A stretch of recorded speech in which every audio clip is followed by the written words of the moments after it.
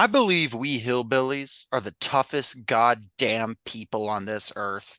We take an electric saw to the hide of those who insult our mother. We make young men consume cotton undergarments to protect a sister's honor. But are we tough enough to do what needs to be done to help a kid like Brian? Are we tough enough to build a church that forces kids like me to engage with the world rather than withdraw from it? Are we tough enough to look ourselves in the mirror and admit that our conduct harms our children? Public policy can help, but there is no government that can fix these problems for us. Recall how my cousin Mike sold his mother's house, a property that had been in our family for over a century, because he couldn't trust his own neighbors not to ransack it. Mama refused to purchase bicycles for her grandchildren because they kept disappearing, even when locked up, from her front porch. She feared answering her door towards the end of her life because an able-bodied woman who lived next door would not stop bothering her for cash. Money, we later learned, for drugs. These problems were not created by governments or corporations or anyone else. We created them, and only we can fix them. We don't need to live like the elites of California, New York, or Washington, D.C. We don't need to work 100 hours a week at law firms and investment banks. We don't need to socialize at cocktail parties. We do need to create a space for the JDs and the Bryans of the world to have a chance. I don't know what the answer is precisely, but I know when it starts when we stop blaming Obama or Bush or faceless companies and ask what we can do to make things better. Folks, is personal responsibility back? Well, let me tell you something. I will not stop blaming Obama and Bush, no matter how much this guy hectors me about it. Let's get that out of the way right now.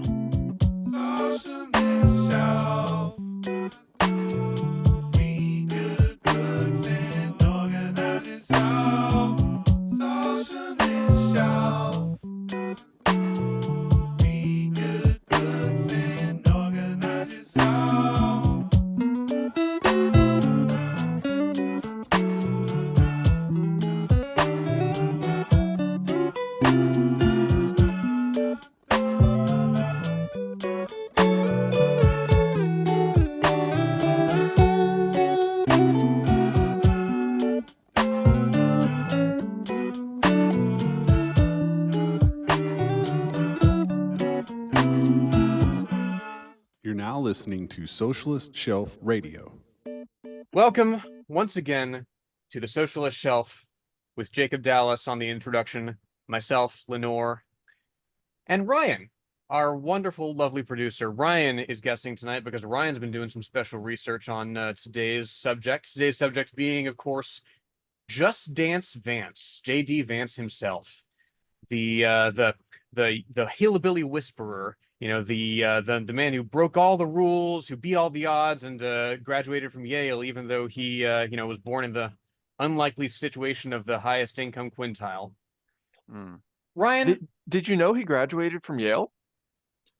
I honestly, it's crazy because George W. Vance, I was not aware that he actually went to Yale Law School. Or at his speech, the VP nomination, he focused on Ohio State University, the Ohio State University, which I got to say, just a bad call for a party that's trying to win Michigan right now. Just putting that out there. yeah, no, I didn't know he went to Yale either. I didn't know which school he went to initially. I mean, he himself will remind you several times over the course of this book. We are, of course, reading his memoir, Hillbilly Elegy, which He's just a simple country lawyer, but well, only a simple country lawyer could have written 200 pages that read like 800. You know, you have to have a really, really specific way with words to do that. The genius of John Doe Vance, the man himself. Ryan, you have any thoughts at the top of the episode? We're gonna really get into your analysis of the movie towards the end, but you have any thoughts here at the top? Oh, it's a urinalysis, all right. So yeah, after subjecting myself to just the 2 straight hours of the movie by Jack and Daxter Vance, I'm very impressed at you two being able to sit through a book form of that. However, you may have noticed in the subtext of the book, it barely gets mentioned at all, and even less in the movies, but he did go to Yale. A little bit, And yeah. I just want to take a second and really give a thanks to Yale. It has produced some of the greatest minds, some of the greatest contributors to humanity. So I just wanted to kind of give some perspective on the caliber that of human being that comes out of Yale, especially its law school. So I've just put together a short list here of some of Please. those individuals. Let's Sort of a see. heroes hall, honored, sort of an honored, time-honored tradition, the halls of Yale. Oh boy, are these some honorable people. Such as first up, we've got Honorable Governor of Florida, Ron DeSantis. Great guy. We know all the great work he does. Next up, Alan Dershowitz. I Mhm. heard he has no connections to Epstein Oh, none at all. and was willing to publicly brag about that up to 2 weeks before his name got mentioned in that case. Dick Cheney, who of Mm. course, as we know, if we didn't have, there would be a million living innocent Iraqis right now. Alexei Navalny, I was not expecting that one. Okay. Ew. Uh, Okay, coming out of Now- God, that guy's now- fucking everywhere. Jesus. I hear that hashtag resist. I hear they don't teach that Muslims are cockroaches at Yale. Not sure where he got that one. Navalny came up with it all on his own. Oh my God. You know what? All right, we've got current Supreme Court justices Samuel Alito, Brett Kavanaugh, and Clarence Thomas, Fantastic, who man. All three. Hashtag resist. Oh, yeah, absolutely. I mean, Clarence Thomas, especially, his rise from being the guy who would plaster the walls of his apartment with dozens and dozens of printouts of pornography while sexually harassing his coworkers into a position where he is one of the 9 most important voices on what control women are allowed to have over their bodies. Well, Sincerely impressive. if it makes you, if you want to tie things together thematically, Harlan Crow does sound like a character out of Hillbilly Elegy. Harlan. And I hear they're good friends. Still can't Oh, believe boy. that's a real fucking name. Harlan Crow, you got like Lawrence Eagleburger at the State Department. Like Mhm. fucking some of these people are just like, did you write these people? They I don't say know in who I'm Harlan asking. County there are no neutrals there. Only All right. crows. We've got again, definitely not a pedophile, definitely did not solicit their underage audience for pictures of their feet on the internet, Dan Schneider. Yep, Um allegedly. Allegedly. This is the allegedly. socialist shelf. Allegedly, but just so you know, the alleged is written like incredibly small in the sort of if I did it, OJ Simpson style situation. The alleged is minuscule. We've got, let's see, John C. Calhoun, famous for creating the "it's about states' rights" arguments and being one of So the most staunch defenders of slavery in so the he wasn't 1820s and 30s.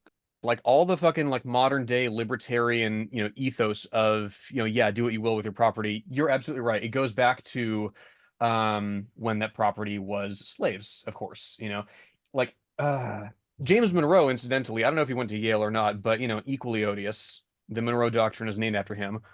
Jacob, let me know if you know this name. Pat Robertson. Jesus Christ. Oh He went dear. to Yale? He sure went to Yale. Oh, What? I just want to mention, Yale brags about all of these people course having they gone to do. their institution. Of course they do. Pat Robertson. Jesus. Like all the Now focus on the that's a family, name. like hardcore evangelical types are they're somewhere in not every single one, but almost every episode or a good chunk of them that we've done. They focus on the family and like James Dobson and his like people. There's no escape from them. There's no escape anywhere you run. They are everywhere and they will only go away. Well, there's only one way people like that go away. I'll say that. Having started listening to I Hate James Dobson, the podcast about all his shit, like it's insane to me just how deep this rot runs. But go on, Ryan. I think he's good actually. All right. Got some bangers to finish up the list with. We've got John Bolton. Of course. We've got Never done a coup. exactly. Stalwart defender from the Venezuelan menace. We've got George W. Bush, who I will George repeat, W. Vance. who I will repeat my summary of Dick Cheney. We've got George H.W. Bush, Even who I will worse. repeat my summary of Dick Cheney for the nation of Panama. Man, We've collecting got them all. I one day I'll do the rant on the podcast, but I have I once made a tier list of presidents, weighing their entire career, not just their presidential career, and I ranked George H.W. Bush as the worst president in U.S. history, given his I- entire political career, not just his term in presidency, which was probably too short to merit the title, but given his entire political career, worst. Though Andrew Johnson did give him a pretty good run for his money. was gonna ask Hmm. what pushed him below Andrew Yeah, Johnson. Yeah, yeah. ending I could ending get into it. Reconstruction, I or could no, get not into. ending Reconstruction, but hamstringing it. I'm sure we'll read a novel at some point that features George H.W. Bush. Probably written by like Pat Robertson or one of them. Like he's like this fucking hero. He's like a la President is Missing. But Carrying on with the theme, Prescott Bush, oh yeah, of who course. listeners, if you were not aware, was directly responsible for the rise, or not directly responsible, but in part responsible for the rise of heavy industry in Nazi Germany. He was a direct financier and director of companies that held various amounts of shares in German automotive and heavy industry. Can you Um, imagine carrying a child for 9 months, giving birth, and then looking at that child and say, let's name him Prescott Bush? we've got friend of the pod and another amazing author who has contributed to one of our episodes, Bill Clinton. Let's fucking Let's go. The go. goat. The goat. Real Clintonism's never been tried. Shockingly, the only president who comes up in the movie, Hillary Clinton, The only and president. yeah, who gets mentioned in Hillbilly Elegy, the Is movie. she the president in Hillbilly Elegy? You know how really dumb I am? No, like I was about to say, like if this movie's in an alternate timeline, then I actually do need to watch it. God, wouldn't Presidential that be candidate. incredible? Sorry, Presidential I'm not candidate. No, trying to no, be an no, no. asshole. So I was this is genuinely no, curious. this is where Hillbilly Elegy crosses over with Rodham. We will have to read Rodham at some point. God, Rodham, And I hardly know him. beat me to it. finally, a man who, to my knowledge, has actually done nothing wrong, Hunter Biden. Oh, I naturally. am a Hunter Biden defender. Aside from some of the allegedlys, if you're gonna be the son of, evil, you can choose the Don Jr. path or you can choose the Hunter Biden path. And I would rather, if you're gonna be one of those two, Hunter Biden, you know. The prince that was promised, really, return to claim your throne, King. I'm just saying, if Hunter Biden had been, the father of JD Vance or whatever, Vance might look at him differently. Like Hunter Biden, what they should do is like if Biden wants to really retake the throne and he like, kind of like the Blackfire Rebellion Hunter legitimizes all his bastards as Bidens and they all like sort of rise House Biden, all of a sudden he is like got a very solid showing. Now they may have to contend with the mountain that rides Barron Trump, but they'll have to like get there when they get there. He went to law school. He's a lawyer. That's awesome. It's like JD Vance, like he was so fucking rigorous, and Hunter Biden was probably getting better grades than him. I'm reading one of the Bob Woodward books, Peril, and like he mentions that Hunter Biden, like there was an intervention with his family, and then he went to rehab, and then he just like immediately sailed out of there and kept doing his thing. Like, But thank you, Ryan, for that murderer's row. Plus one hero. It Yeah. really, and by the hero, I'm talking about Bill Clinton, of course. Yeah, I just wanted to bring up just kind of the caliber of person who wants to go to Yale and especially Yale Law School. That really was the crowning achievement to date of well, what do we call him now? Johnny Depp Vance. Johnny Depp Vance. And in that vein, we're not really going to do the life story of JD here on the top because this is the life story of JD.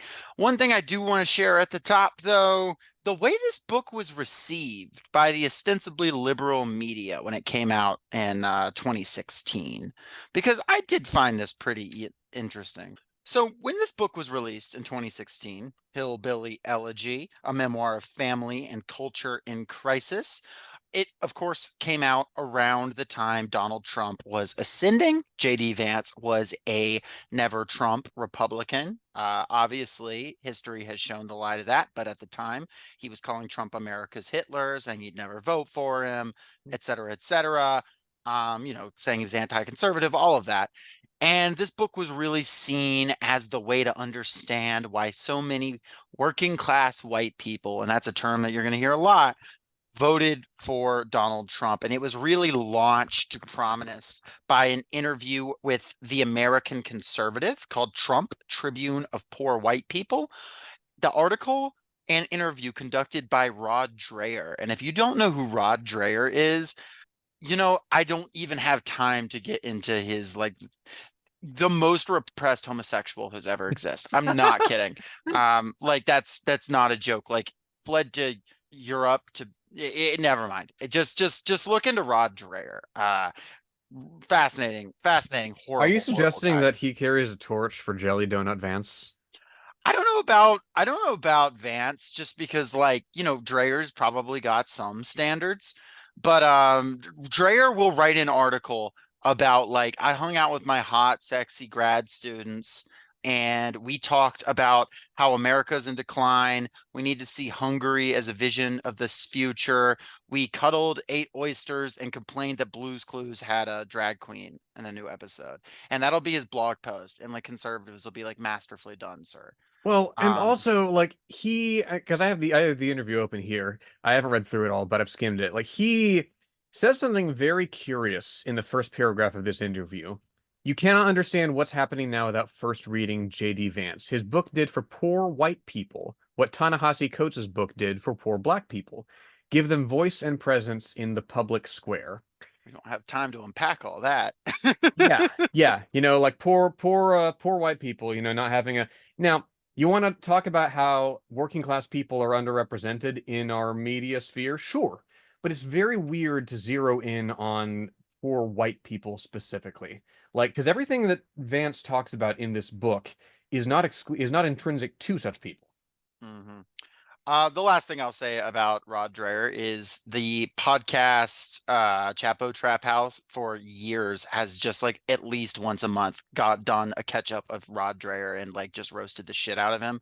So if you want to hear just the worst articles ever written, Chapo Trap House, not endorsing all their politics, but the takedown of Rod Dreher is pretty remarkable.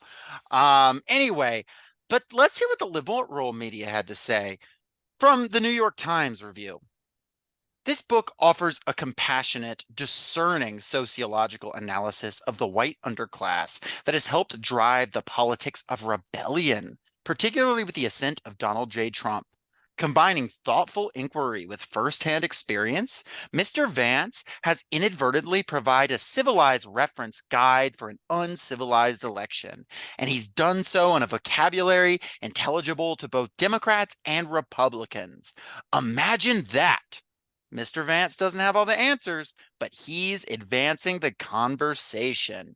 See, Uh, this is funny to me because, like, in the afterword of this book, at least the version that I pirated, like, he says that, oh, I've taken fire from Democrats for saying that, all those people are hicks and it's their own fault. And I've taken fire from Republicans for saying, oh, he's advocating for an expansion of the welfare state and that's socialism.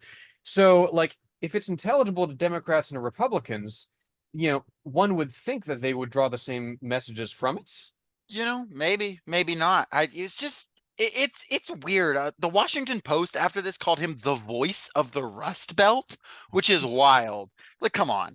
I hope the Rust Belt doesn't speak with the voice of JD Vance because I listened to part of the audiobook he narrated and holy shit. He's talking about the He worst moments does, of his yeah. life and he sounds lifeless. He does not have a good voice. Like I was driving to and from Kentucky, actually listening to this book, and I nearly veered off the road at several points.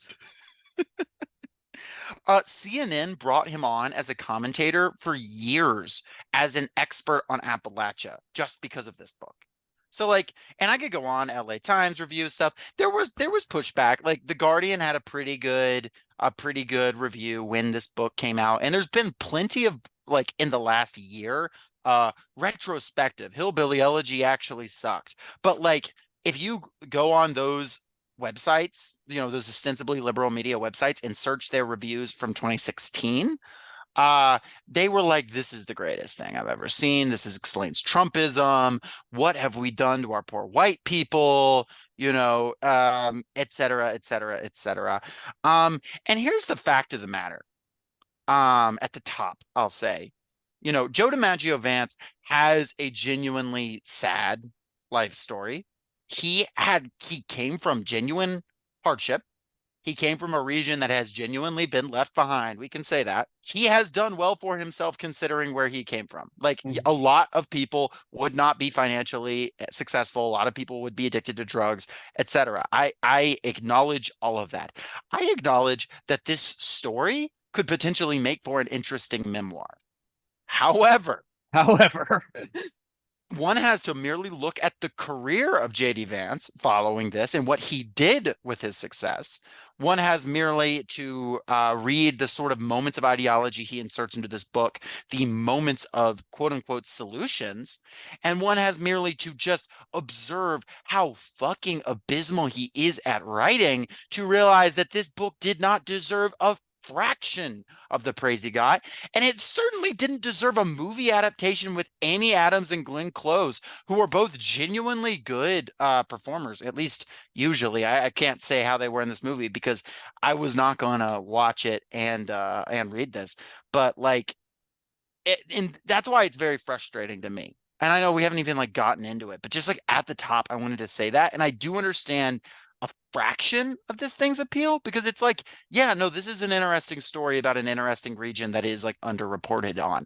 But anyone else would be better to tell this story than this fucking Keebler elf looking like I cannot. literally, and it's not like he particularly hides the advantages that he still has in the prose. Like, I looked this up. Like, he comes from the top income quintile for for Ohio, for America in general, growing up, right? His parents made six figures. Whether they were stewards of that money like particularly effectively, that's another question. But like, he came from more means than many of the people that he's talking about.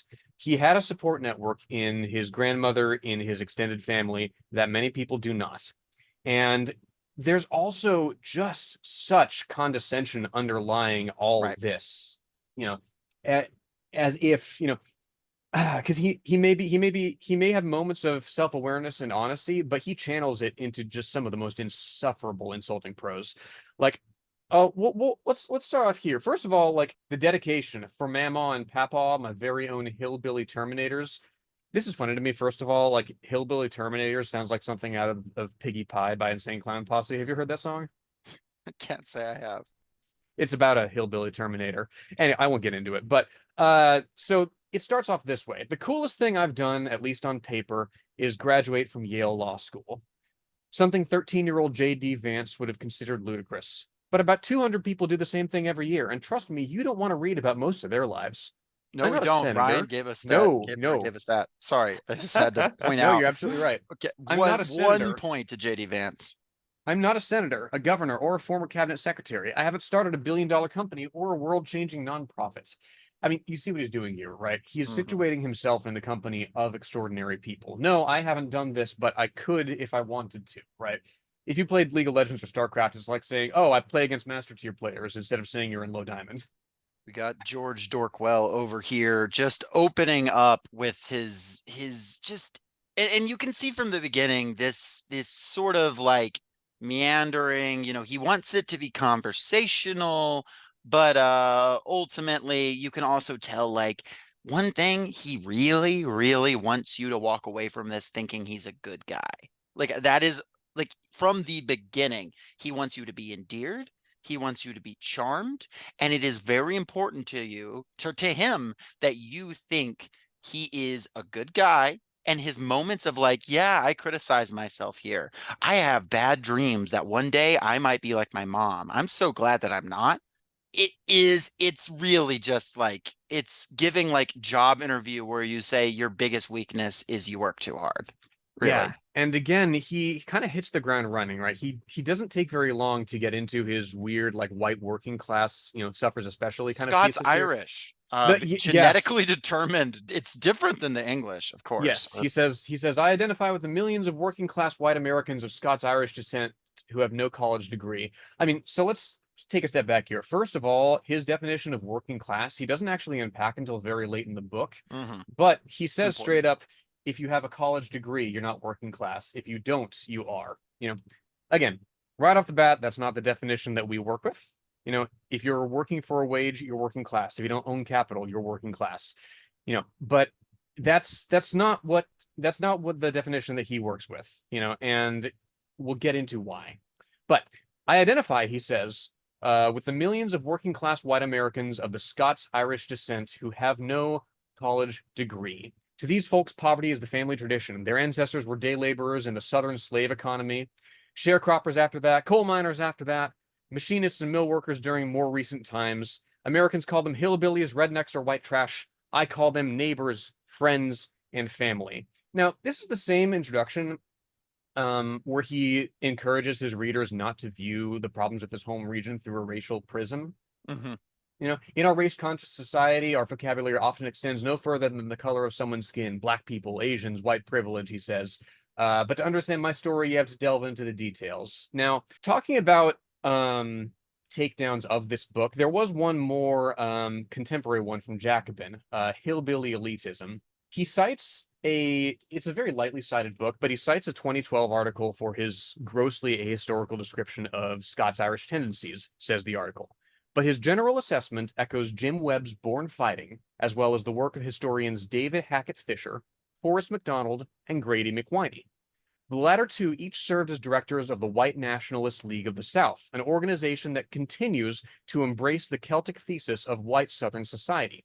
And what the Celtic thesis is, as Jill Dallentine Vance puts it, is the idea that Scots-Irish settlement to the South shaped its culture in contrast to the North, despite the fact that such people settled in both regions and in fewer numbers in all cases than Englishmen. It's it's a very strange, and yeah, and it gets off the bat. It feels very like from the beginning. You can tell like where the editor kind of stepped in. It was like, Jetster Dexter Vance, you got to throw in a reference to the ghettos or something and say, and this is the same as the ghettos. And I acknowledge they had a bad time over there. Like you can kind of feel that, but you can also feel this like, and it's something that would be revealed, later on with his like internet presence and the fact that he's, follows Bronze Age pervert on Twitter and says that he was like an actual influence on his politics and he Oh like God. reads Curtis Yarvin. Like the fact that like it would be revealed later on that he is like one of these people who gets like really into the very specific like weird Groyper ass race science that like Mm-hmm. only weird Twitter like adult Catholic converts I like mean, like he him cites he can cites be. fucking Charles Murray as somebody who writes authoritatively on these subjects. The guy who wrote the Bell Curve, who said, "Oh well, IQ is racially genetically defined." Like he's flirting with some very very odious individuals here.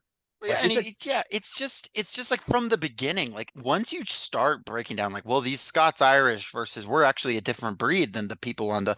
It's like reminding me of like Community, like Pierce's dad on Community walking in and being like, Welsh, you're practically a Swede, and he won't even talk to you. Like what are we doing here, man? well, and like I mean, the bit about their ancestors being day laborers in the Southern slave economy, like right, it jumped out at me right away because I mean, I imagine right off the bat, like, okay, maybe you're poor, but at least you're not a slave, right? Right. I mean, the whole point of the southern United States is that you could have that threat hanging over you. Like the bit about his ancestors being day laborers in the Southern slave economy really jumped out at me at first because, like, again, at least they weren't slaves. And well, Like, they did suffer as coal miners because, as you know, Lenore, there were no black coal miners. oh, of They were course. all Scots Irish. Oh Like yeah, it. no black machinists, no black mill workers. Mhm. There wasn't any process of settler colonization that people benefited from.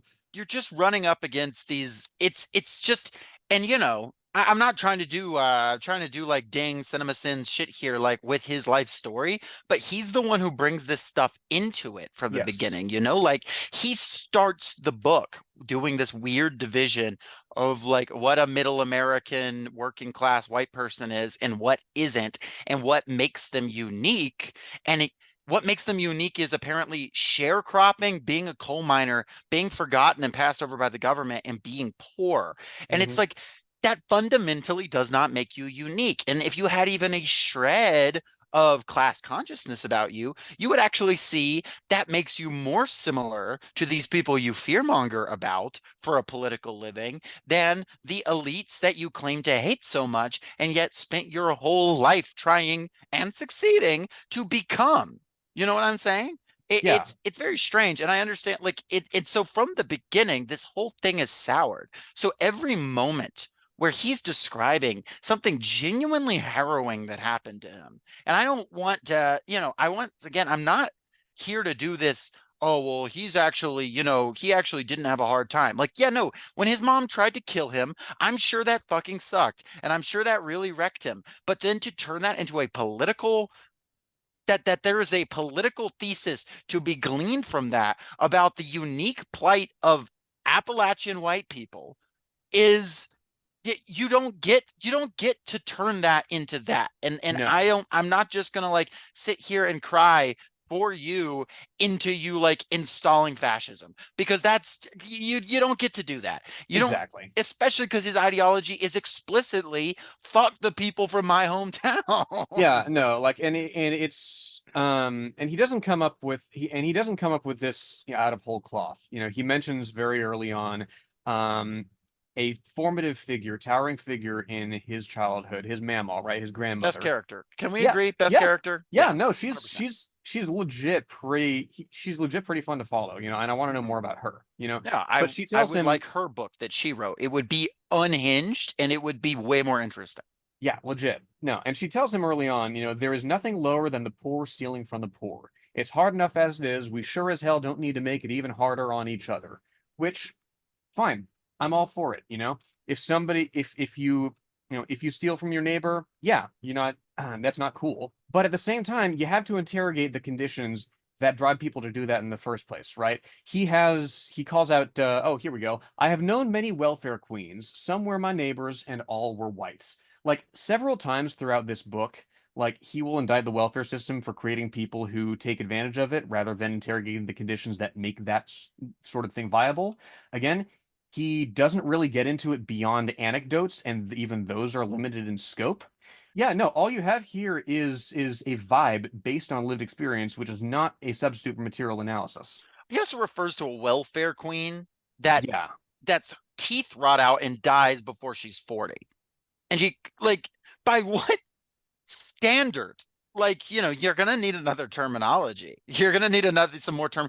But it is interesting. And like and but we can kind of get into it. He starts by talking about this Kentucky Ohio sort of division, how the Mhm. hillbillies, the people, as they moved out of Kentucky, there was a hillbilly highway, as he called it, chasing better economic conditions, chasing industrialization in the mid 20th century. A lot of people were transplanted to Ohio. We get into a little Mhm. sociology here. He's not, the particularly the best voice on this. His scholarship is, as you said, not the best, but he's telling a story of, yeah, these communities that were transplanted.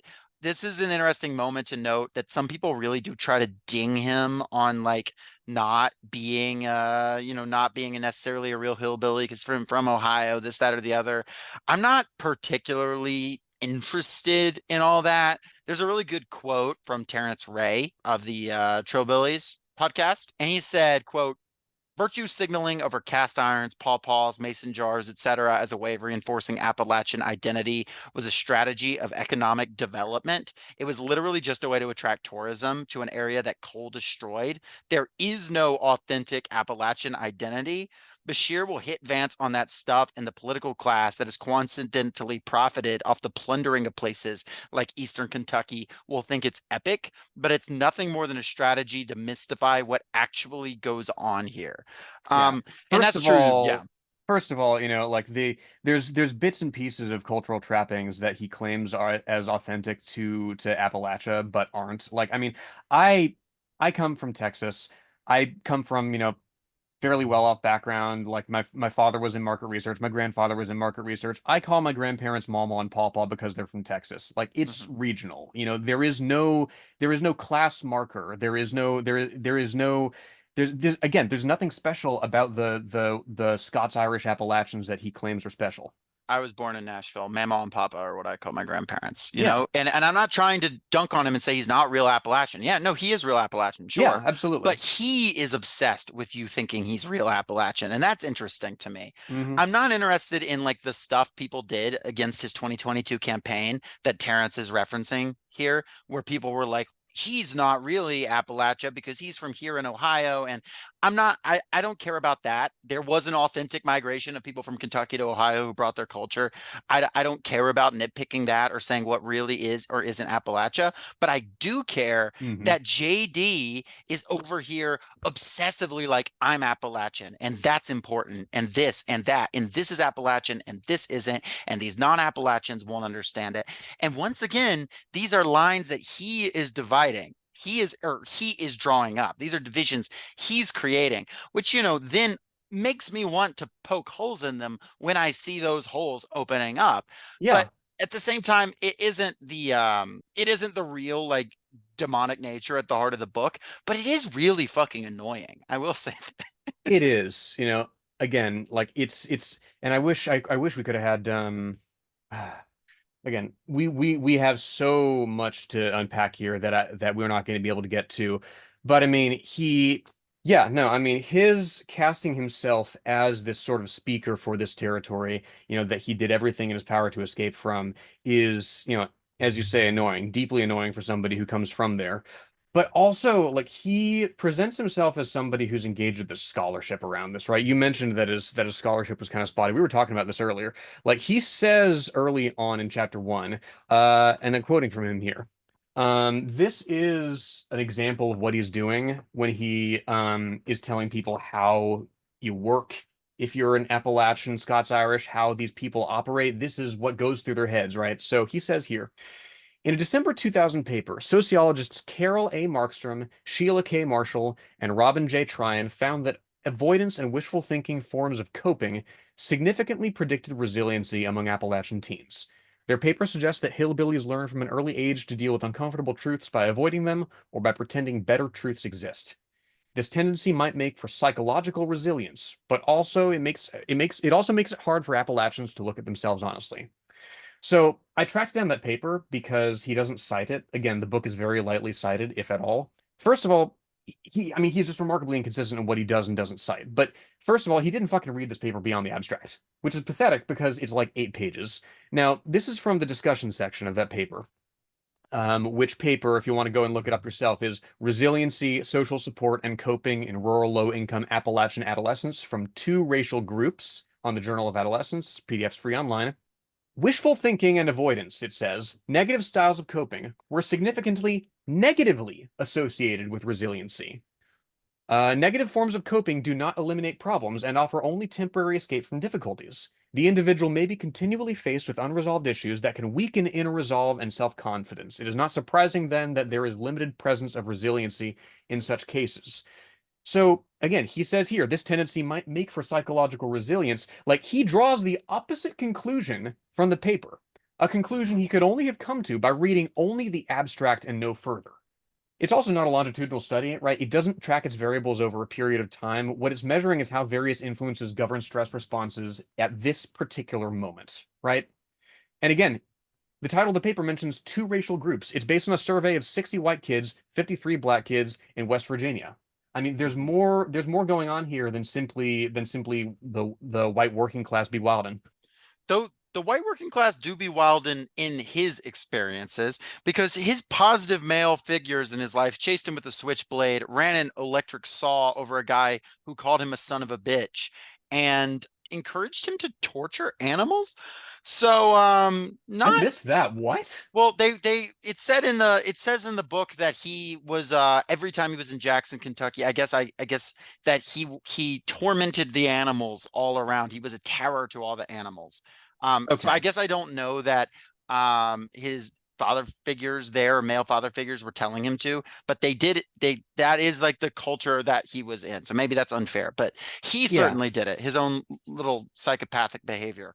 But Yeah, and again, he comes from a family where a lot of the stuff happened, where his mama reputedly, nearly killed a man at age 12. Like there's all kinds of hardship, there's all kinds of strife in his family, and the credulous reader, I worry, is encouraged to impute this on other people at large, because of the mhm. normative statements that he makes from these anecdotes.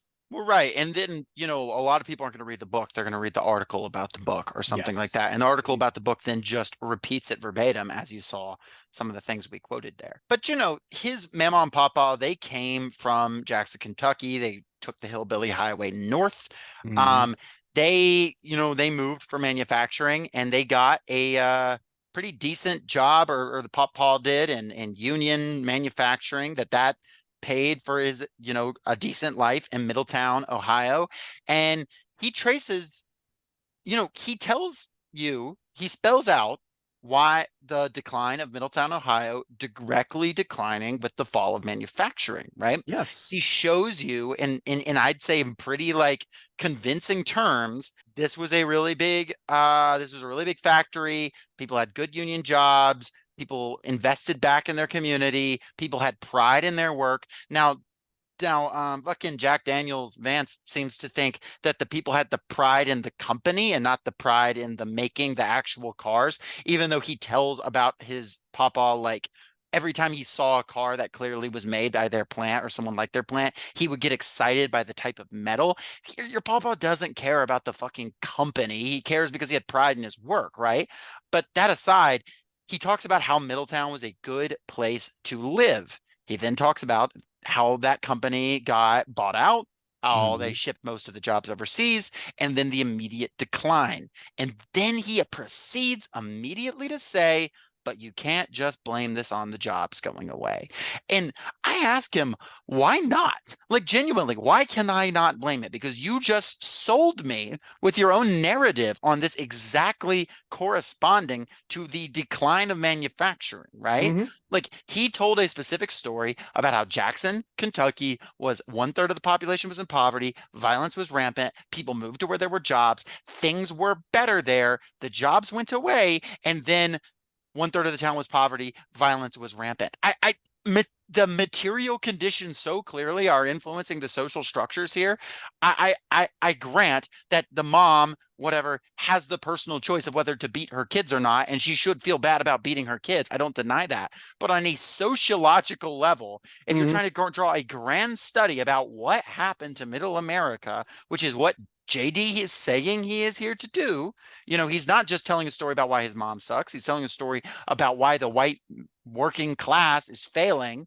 And using a Then, white yeah, supremacist historical yeah, cultural framing to claim this swath of his population, a exactly. much wider swath than he likely has kinship with. Exactly. He And it's tells like, why it's because of material conditions. He yeah, does, and then he says it's not. yeah, and it worked well, it works both ways for him, right? Because in like chapter 2, right, Appalachian hills and single room K to 12 schoolhouses don't tend to foster big dreams, he says, and that's why his family left Kentucky in the first place. Why not? Mhm. Why not? If you're talking about the surroundings, the socioeconomic factors, sure, make that argument.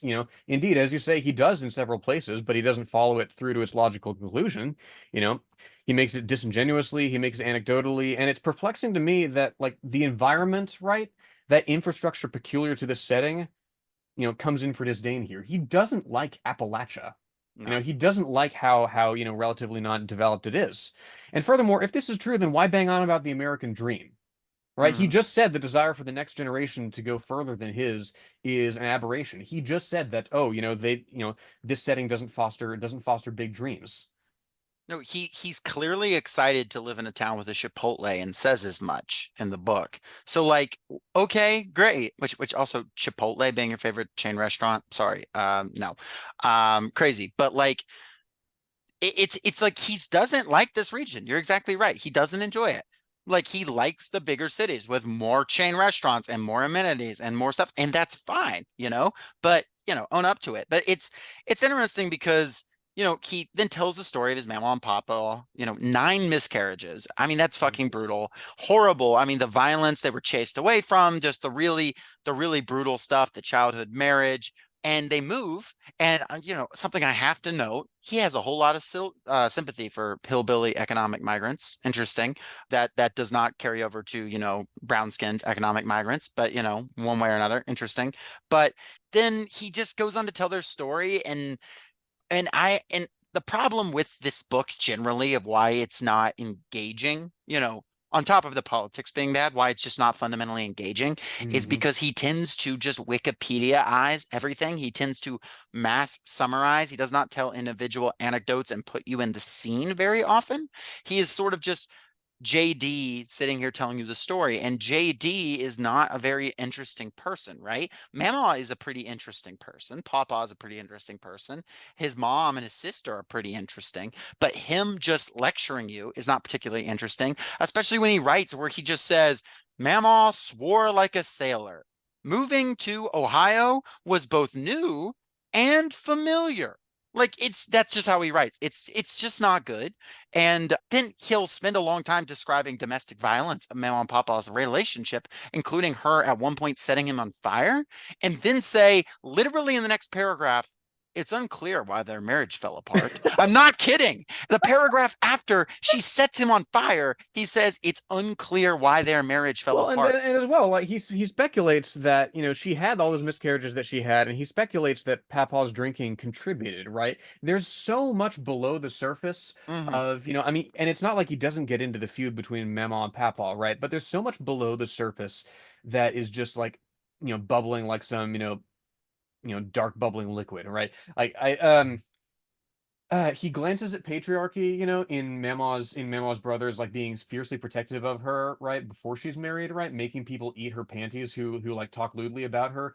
But then Yeah, like that after was wild. yeah, but then after she's married, right, they tolerate behavior from Papa that would have gotten him killed in Jimothy Ding Dong Vance's words, right? Right. You know, and it's weird again what he glances at but doesn't interrogate much. Patriarchy, material conditions, like here in chapter 4, right? As I grew up, I noticed that the tennis court lines faded with each passing month and that the city had stopped filling in the cracks or replacing the nets on the basketball courts. I was still young when the tennis court became little more than a cement block littered with grass patches. So he grew up around decay engendered by a lack of public funding. He says Mhm. that his grandparents took personal pride in the fact that their children, unlike them, went to well-funded public schools. He acknowledges that all these things are good things. So as I'm wrapping up, chapters 3 and 4 reading, like I'm asking myself, okay, well, if you got where you are because of your support network, why wouldn't you want that for more people? It's also just as he goes through all of this, yeah, as he goes through all of this, sort of winding up to his life, it's kind of especially if you listen to audiobook, which I didn't do for all of it, but for a little bit of it, it does feel a little bit like yapping. He's going on and on. Sometimes he cites a source for no reason. Like he cites a source that stomach aches can be caused by stress. Like, okay, I didn't need you to cite that source, JD. He's leading up to sort of his life, and he's telling a story of the decay of this town. And then, yes, he's got his mom, and she is someone who is not personally responsible. Um, she's jumping from man to man, his adopted father is not his biological father. She's going all around. She has drug addiction. He today will blame her drug addiction on immigrants, but she was stealing from her patients. That's how she got addicted to drugs. She specifically really spiraled with personal tragedy in her life. And he's telling this story that I'm sure is a familiar story to a lot of people. And it's engaging. It's interesting. There are moments like where she's driving her car super fast and he's in the back seat and he has to run away and go to the neighbor and like beg her to protect, and the neighbor has to lie and say, I have a dog in here that'll kill you, and it's just like a tiny little dog. Like there are moments where it's like, okay, that's interesting, that's something. um but he really just wants to yada yada all of that in a way that like he just is mass. Like I don't even know what quotes to pull because most of it is just kind of him Just going on and Just on and yapping. on and on and on. Yeah, he's just yapping. And Yeah, no, he I mean, reads it with no emotion too, which is very interesting in the yeah, audiobook. no, you're absolutely right. Cold. Like it's the, but there are bits and pieces that do jump out at you for what they reveal about how he feels about, as we said, Appalachia or the Sure. people in it. Like, and on page 55 as well here, like, mom had a lot of miles fire, which meant that she never allowed herself to become a victim during domestic disputes. I think that's a little bit revealing about how he views people who are trapped by the law, right? Because Hmm. she's jumping from man to man because, she can't support herself alone. Compared to Mamaw's trying to kill Papaw, right? Compared to his ancestors, the Blanton men, right? Who he grows up viewing as heroes because, they didn't take shit from anybody, sometimes violently, right? You're either a victim or you're a murderer, right? And some people get to be murderers and some people don't. Here's like a quote I'm just pulling basically at random. While I recognize that things weren't perfect, I also recognize that our family shared a lot with most of the families I saw around me. Yes, my parents fought intensely, but so did everyone else's. Yes, my grandparents played as big a role in my life as Mom and Bob did, but that was the norm in hillbilly families. We didn't live a peaceful life in a small nuclear family. We lived a chaotic life in big groups of aunts, uncles, grandparents, and cousins. That was the life I'd been given, and I was a pretty happy kid. The this is what I'm talking about, the way this book is written. It's and it just goes on and on and on and on like that. I just don't think that many people actually read this book that talked about it. I sincerely don't, because or they skimmed it because this is eminently skimmable. Mhm. Um and because like this whole time I really wanted to connect with this like JD that used to exist, this like JD that like played magic as like an and like smoked weed that was not even probably actually weed that he like stole from his like fifth stepdad, and like sincerely, went to a shitty high school and had a grandmother that like genuinely loved him despite being, objectively not the best person in the world, and she was not the best person in the world because of the trauma that was inflicted on her. Mhm. I wanted to like connect with that kid here, and I can't tell. Like, I'll ask, do you like? Why do you think JD does not want to us to? Because he wants us to like him, but it really feels like he doesn't want us to connect with that kid. He never wants us to be in that moment. He only wants us to be engaging with the JD that is talking and telling the story now. And I really can't tell why that is, because that's just not. I mean, not only is that not a good way of writing things, that makes him fundamentally less sympathetic. I mean, he names his billionaire mentor Peter TL in the acknowledgments page, right? Right. Among the people who read this text and who gave like input and feedback on how it should Sure. read. Like, it reads to me very much like a career-making book, right? Like a book that Right. was written specifically to provide a sort of substitute for class analysis, right? Both for and not even for the people that it's about, right? The people who are living in segregation of affluence, right? Who are insulated from the grinding poverty that he talks about. I think he had a very specific agenda in writing this book. He and again, he himself is very self-conscious of the fact that he gets into like um until he gets into the military, he doesn't live that much of an interesting life. And even in the military, like he's PR over in Iraq and then here. So he doesn't get into any actual fighting. I will say, to just like not completely write off everything, just to be fair, there are moments in this that every now and then do hit, right? Yeah. And it is where he has a moment of humanity. For example, chapter 6, he says, because he's talking about how he doesn't know how many siblings he has, right? Depending how you define sibling. And then he says, Mhm. there was one person for whom the term sibling definitely applied, my sister Lindsay. If any adjective ever preceded her introduction, it was always one of pride. My full sister Lindsay, my whole sister Lindsay, my big sister Lindsay. Lindsay was and remains the person I was proudest to know. The moment I learned that, quote, half sister had nothing to do with my affections and everything to do with the genetic nature of our relationship, that Lindsay, by virtue of having a different father, was just as much my half sister as people I'd never seen, remains one of the most devastating moments of my life. Mamaw told me this nonchalantly as I exited the shower one night before bedtime, and I screamed and wailed as if I'd learned that my dog had died. I calmed down only after Mama relented and agreed that henceforth no one would ever refer to Lindsay as my half sister ever again. And there were things like that, right? Mm-hmm. Where I see the kernel of what this potentially could be. Because that's like one thing I'm wrestling with is while I'm going through this, right? Because there's kind of two ways when you get the life story, of a rich, horrible person. There's really two ways to go with it. One is like a lot of times they just ham up their life story and they didn't actually have any horrible problems. And then there's something like this where like he did have a fairly, like I think at one time he would have been a fairly interesting person even to talk to. And moments like this are kind of horrifying to me in a way because I'm like, there is like a kid here who was a person, who was a person who didn't know what the word half sister meant. And when he Mm-hmm. found out his favorite sister was actually his half sister, he had a breakdown because he wanted her to be his full sister. And I'm That's like, genuine, you yeah, know? that's a guy. That's a real person, not the person that got up on stage at the Republican National Convention. Something has just been stripped from him since then. And there is Yes. something really scary about that.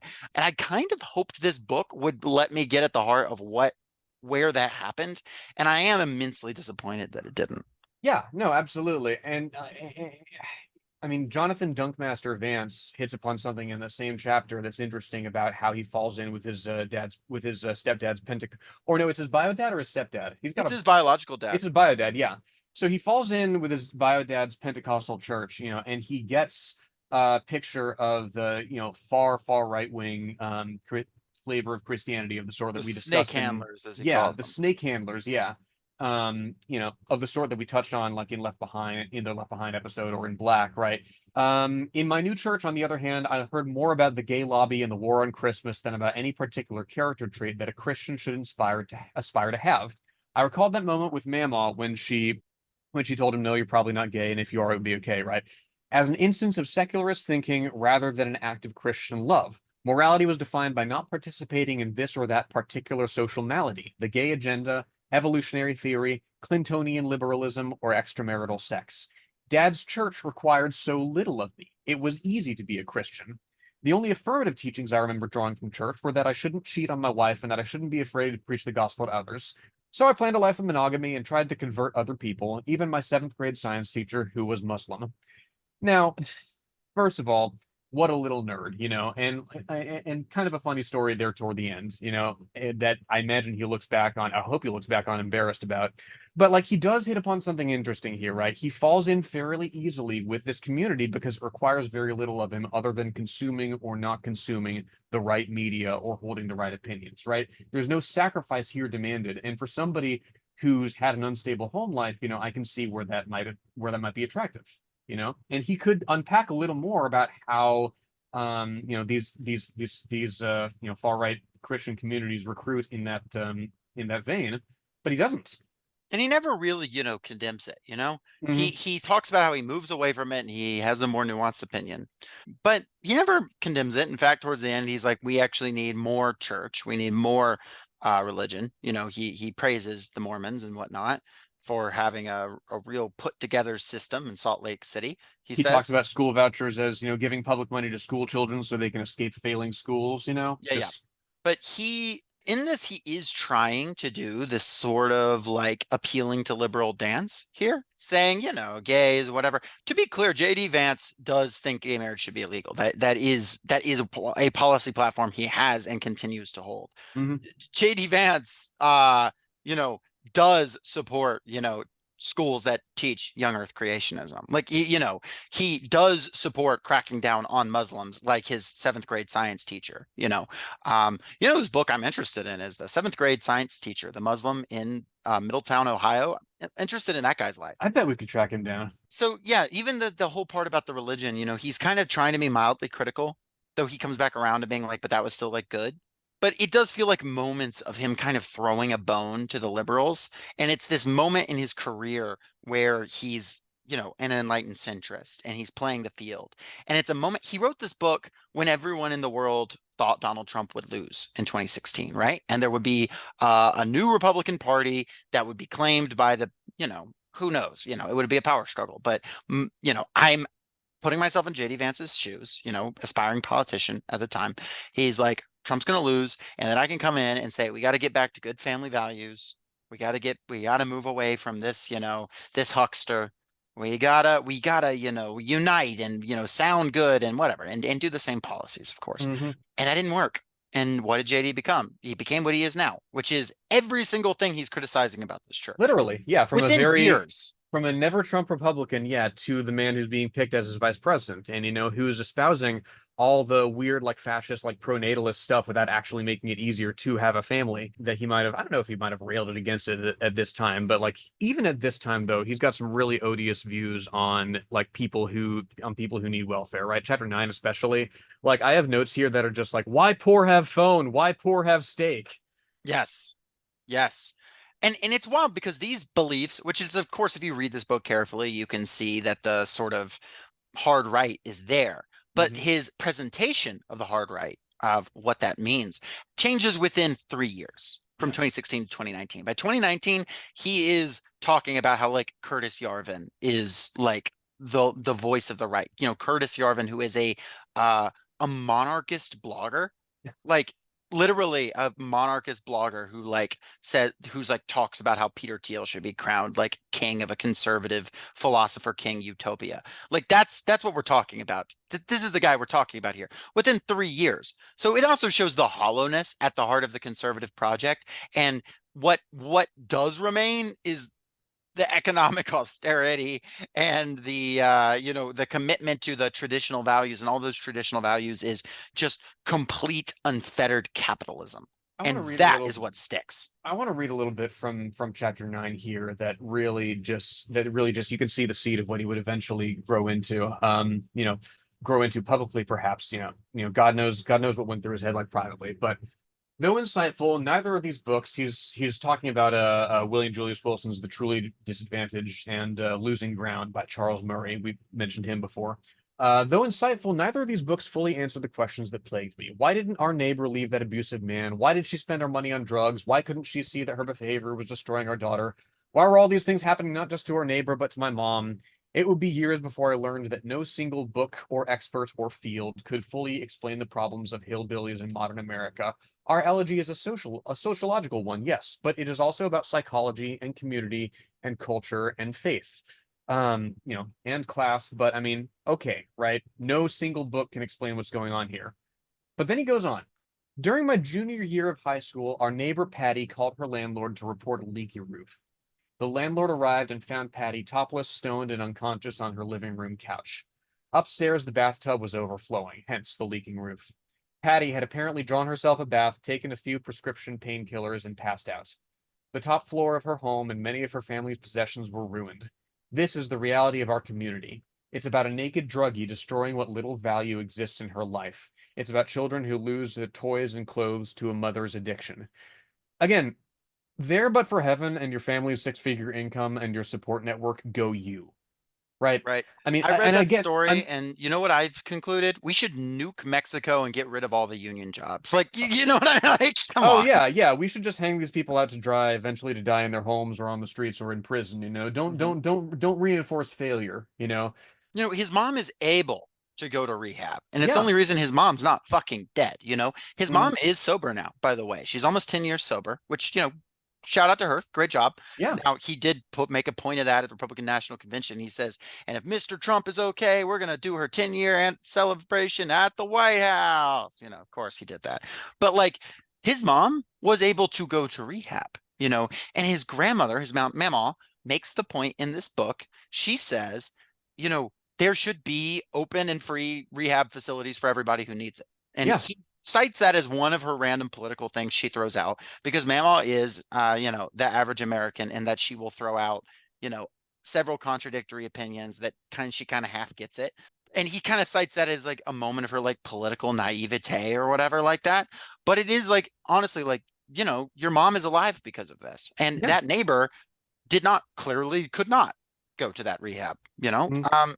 and it's like the solutions are sitting right there, not perfect solutions, not making no one a drug addict ever again solutions, Mhm. but like, and I also can't find it. I find it remarkable that one of JD's main things, especially the last 2 years, has been like parent power over children has been there should be no Yes. safe space for children. The schools should harbor no secrets. There So should be we no skipped over one you this can go earlier, but to. first of all, he said that like the spanking that he received in his bio dad's home was what was it, methodical and Angerless, something like that. methodical and anger free. Yes. So that's where he stands on physical punishment. Go on.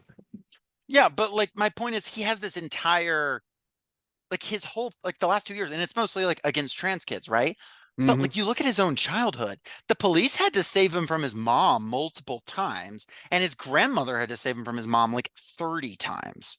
You know, like his mom, like his mama had to like draw a gun on her own daughter multiple times to save this kid, and he now wants to just give parents more infinite power over their children. No safe space. And so and he even says in this book that like child protective services, and obviously child protective services are quite flawed, but he like cites it as like this kind of thing like, oh, they need to be more understanding of like the family and the kid staying with the family and this, that, and the other. Like you can even see the sort of proto whatever of like him being like, yeah, no, ultimately, like you do have to have this like loyalty to your family, but not a loyal, but like a social loyalty, not necessarily an economic loyalty. Hmm. Like, because, well, yeah, I don't know. Maybe I'm rambling here, but it's frustrating. No, absolutely. Well, and as well, it's this obsession with the reproduction of the, nuclear family Right. form that he has, right? Like it's I mean, it informs his weird views that have just come out recently about how, like, if you have more kids, you should have more voting power. Does now is he talking about the person early on with 8 kids who he said, oh, he had time to make 8 kids, but not enough time to provide for them? I don't know. Again, this whole book is more vibe than it is scholarship. It's more vibe than it is an analysis. And it's noxious fucking vibes too. Like we talk about the value of hard work, but tell ourselves that the reason we're not working is some perceived unfairness. Obama shut down the coal mines or all the jobs went to the Chinese. These are the lies we tell ourselves to solve the cognitive dissonance, the broken connection between the world we see and the values we preach. Again, why do we live in a society where your job can be taken from you at any moment? I'm not saying, you should have the right to a specific job. I'm saying you should have the right to a livelihood, right? Mhm. And corporations can export capital overseas to markets where they can legally pay workers less. He doesn't interrogate that. The moments of weird ideology that slip through, Oh, can quote, we talk about payday lenders? Here, yes, in a second, but yeah, yeah, yeah. quote, being able to take advantage of someone is a measure of a parent, end quote. Things like that. I'm like, wait, what? Like he just will have lines where it's just like he's a weird guy. Like and I know that's been like a thing the Democrats have been saying recently. Like, but like every now and then, okay, the Democrats have hit on something. This is a Yes. weird guy. Like Yeah. he is fundamentally strange. In a way that like I don't know what his family is like, his immediate family, but you hear about like his immediate family and like the lives they live and like, fundamentally conservative people, but they're just, trying to get by. The ones that do well, genuinely, not just him who go and strive, but like his sister and stuff like that.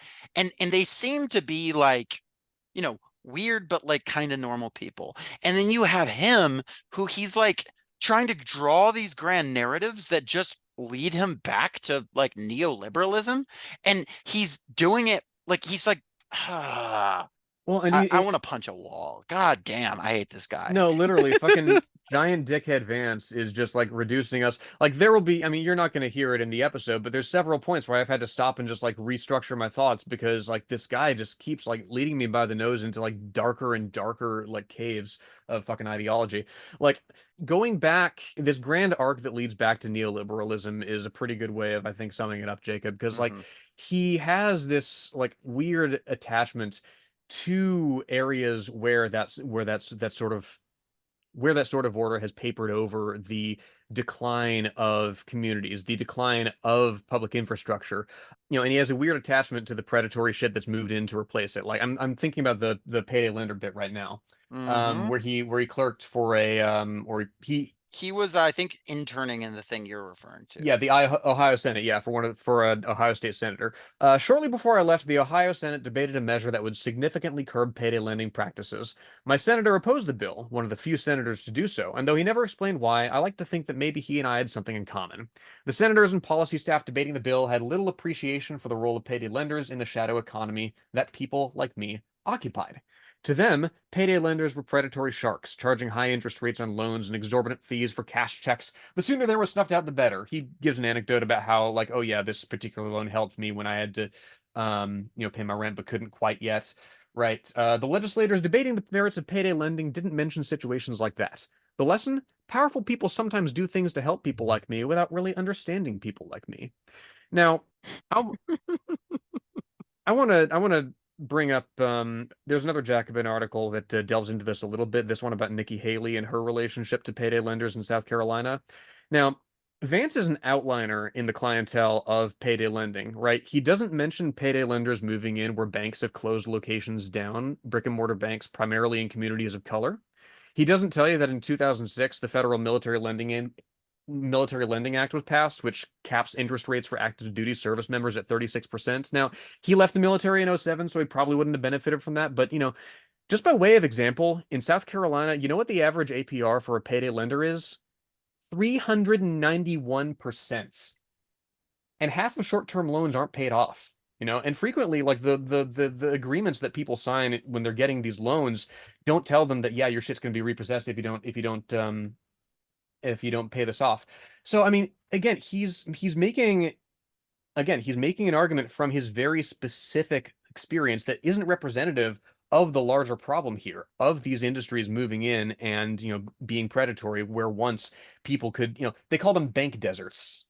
What they should do, what they should do is if the Ohio State Senate actually cared, they would like give the hillbillies permission and tell them they won't prosecute if they just march in and take everything in each one of those payday loan buildings At this and point, why burn them not? to the fucking ground. You know? Like that would be a better policy. Like it is sickening. JD can say like, oh, my paycheck didn't come in, so I needed a payday loan. And yeah, what a good, it's part of my hometown, blah, blah, blah values.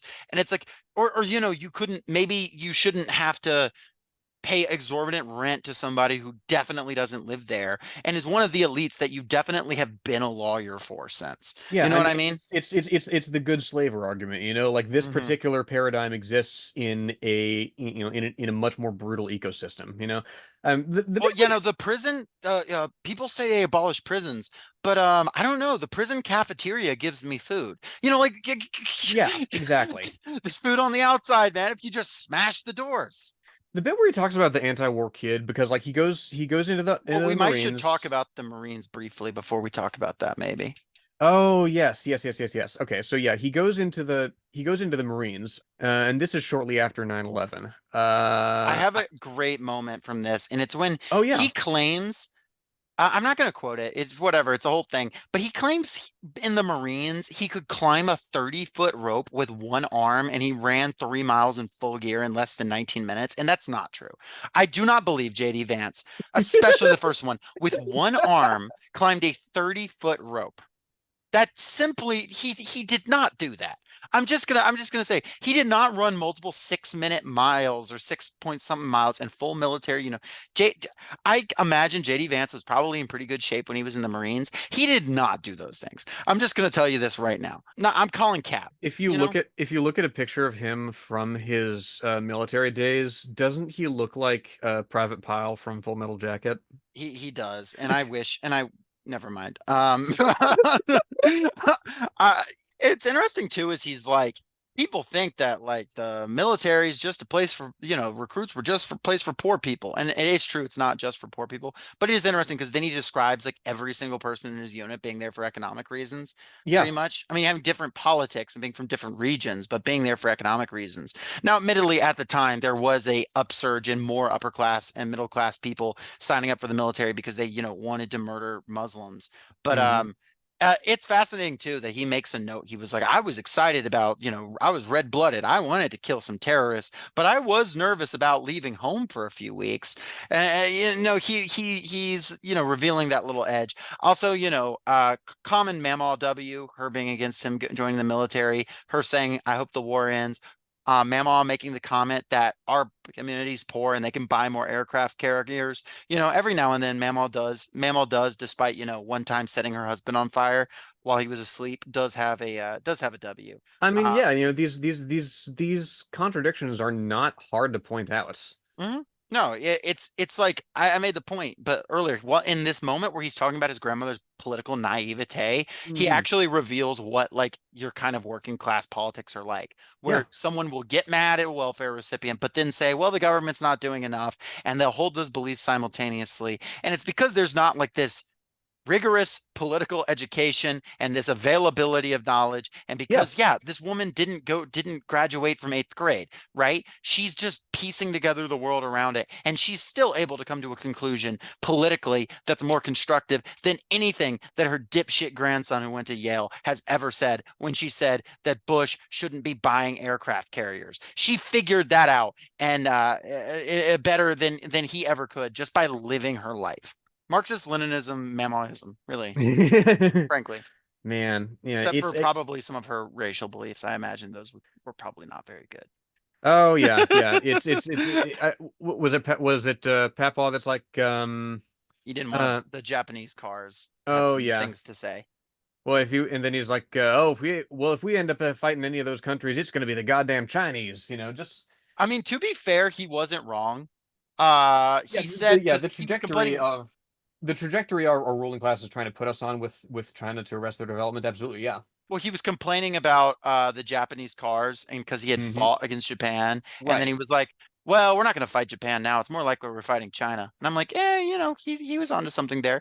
Maybe probably was coming at it from a racial angle that we wouldn't appreciate, but once again, probably more astute foreign policy analysis than JD's ever had.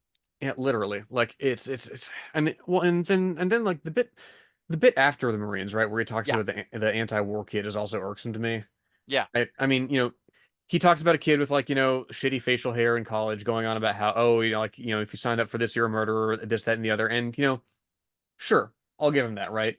19-year-old in college, you're not presenting your anti-war argument in a particularly nuanced fashion, right?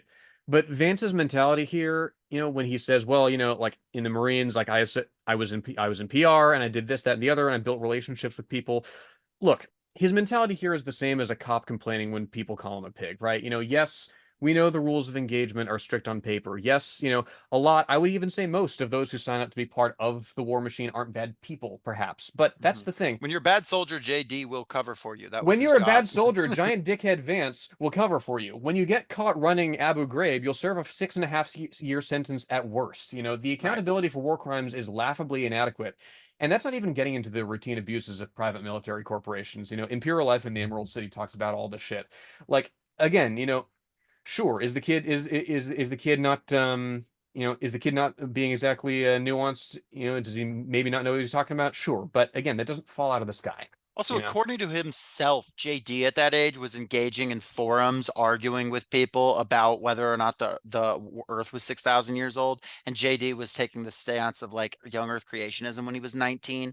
So like, let's not like, let he who has not sinned, cast the first stone. Yeah. I also note, like, when he's talking about like Iraq and Afghanistan, he now says that those wars were bad and terrible because that's like it's easy to criticize a war that's now unpopular, and Yes. then say move on to the next war. Obviously, we know that's shallow, but describing these wars in it, he's talking about like how noble and whatever, and we did so much good stuff, and this, that, and the other, and it's fast, and he's talking about like, but he wants to shit on this 19-year-old, and then like, yeah, I'm sure the 19-year-old with the patchy beard was annoying.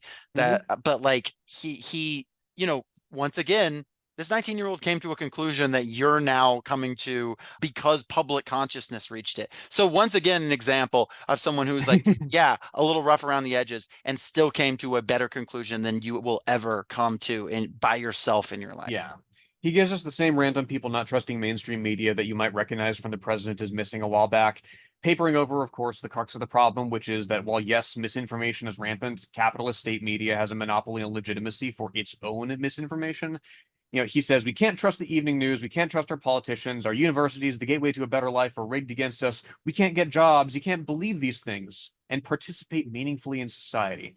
I like how he includes "we can't get jobs" in a list of maxims of learned helplessness. Like, I know people who have been laid off like over the Christmas season and who have been looking for jobs for months and months and months, right? And Hmm. who can't find shit that pays. Like, does he, and what's his, solution to all these things? Does he want people to build networks of mutual aid united under a socialist party, perhaps? Of course not. Like, Yeah, and also in that same section, he makes the absurd claim that Fox News never engaged in any birtherism around oh Obama. God. And that was pretty wild. I know that's a side note, but he was like, the working class believed in things like birtherism. This wasn't because of racism. And he goes, you might say it's because of the mass media, but even Fox News never made that claim. I'm like, well, yes, it was because of racism, and yes, Fox News made that claim. And I, once again, nitpicking it, but like he's just really he cites sources sometimes where it's like not kidding, he literally cites that sometimes stomach aches can be caused by stress. He cites a study on that. Then he makes a wild claim like birtherism had nothing to do with racism and it was never promoted by right-wing media.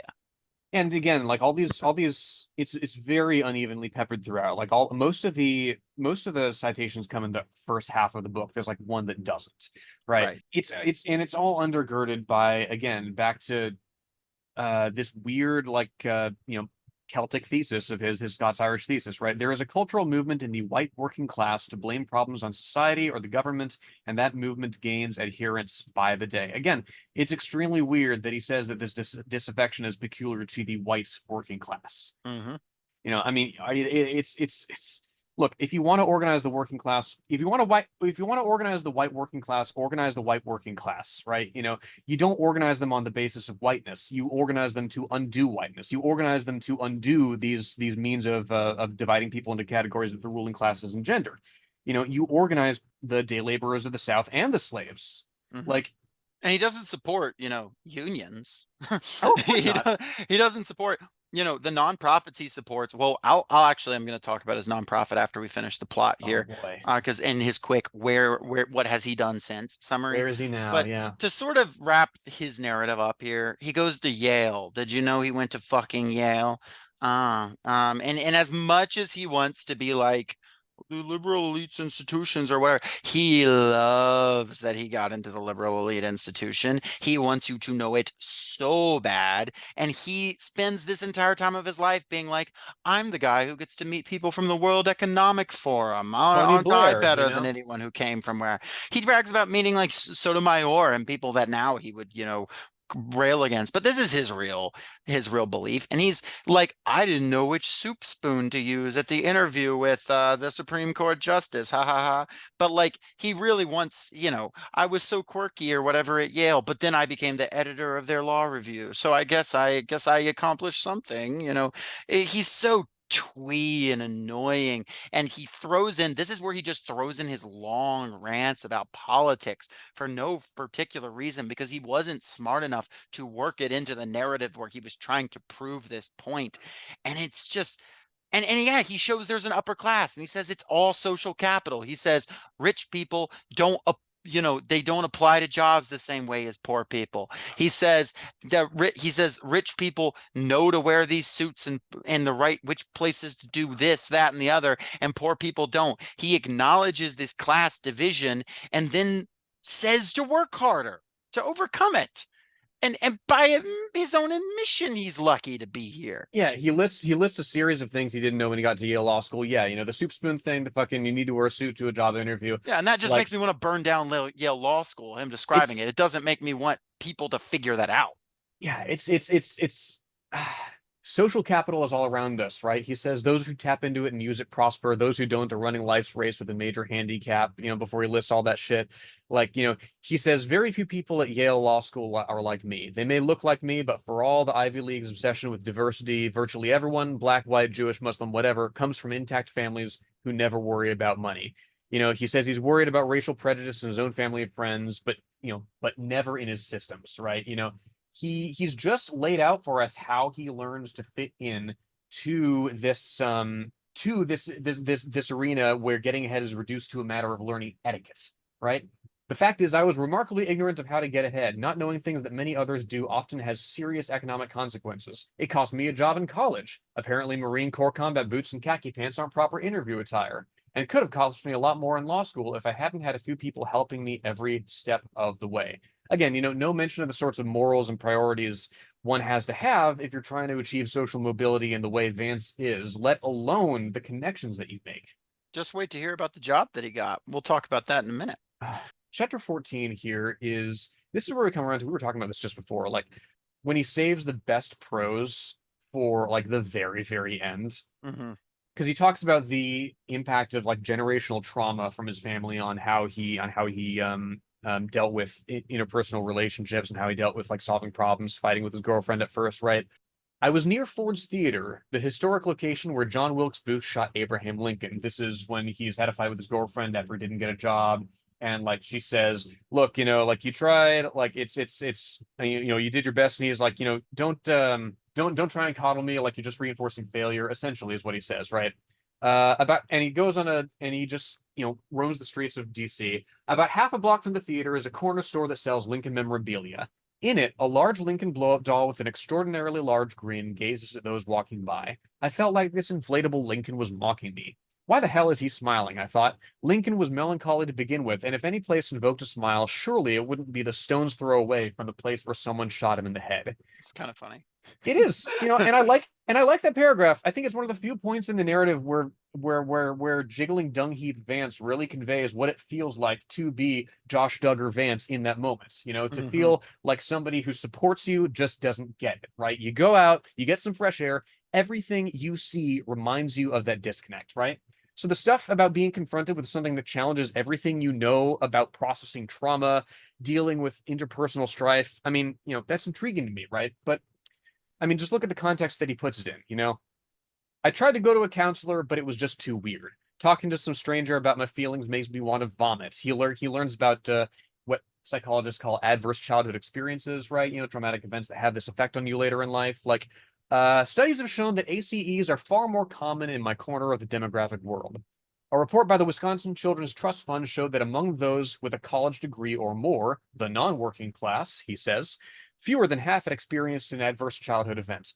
Among the working class, well over half had at least one, about 40% had multiple. This is really striking. 4 in every 10 working class people had faced multiple instances of childhood trauma. For the non-working class, that number was 29%. Now, that is really the crux of Vance's thesis, I think. You're working class if you didn't go to college. You're not working class if you did. Now, I have here an April 2024 report from the National Restaurant Association, right? Very powerful food service lobby, so this is big business speaking. In 2022, 1 in 5 food prep and counter workers paid taxes heads of their household. For waitstaff, that number is 1 in 3. They're also the most likely to be enrolled in school. About 12% of food prep and counter workers have at least an associate's degree. That number is 1 in 5 for waitstaff. Now, as an aside, 13% of restaurant and food service employees in the study are high schoolers aged 16 to 18. Child labor, neither here nor there. But the point is, educational attainment and economic independence isn't a guarantee that you won't be serving juggler of dildos Vance his first meal at Chipotle, right? You can be non-working class to him and still be working for a wage in one of the most exploitative industries, right? The working class to him is not something you organize. It's not a unified political force that should make demands and affect change. It's something you escape. Its position is static. There's always an underclass, and you can choose to remain there or not, in Vance's view, right? How does it go when education is not revolutionary? It's the dream of the oppressed to become the oppressor. Literally, you sum it up right there. Paulo Freire. And I just want to, and this is a bit long, but this is a quote from him about, this is kind of his dream of the problem and then the solution, sort of. The solution is implied here.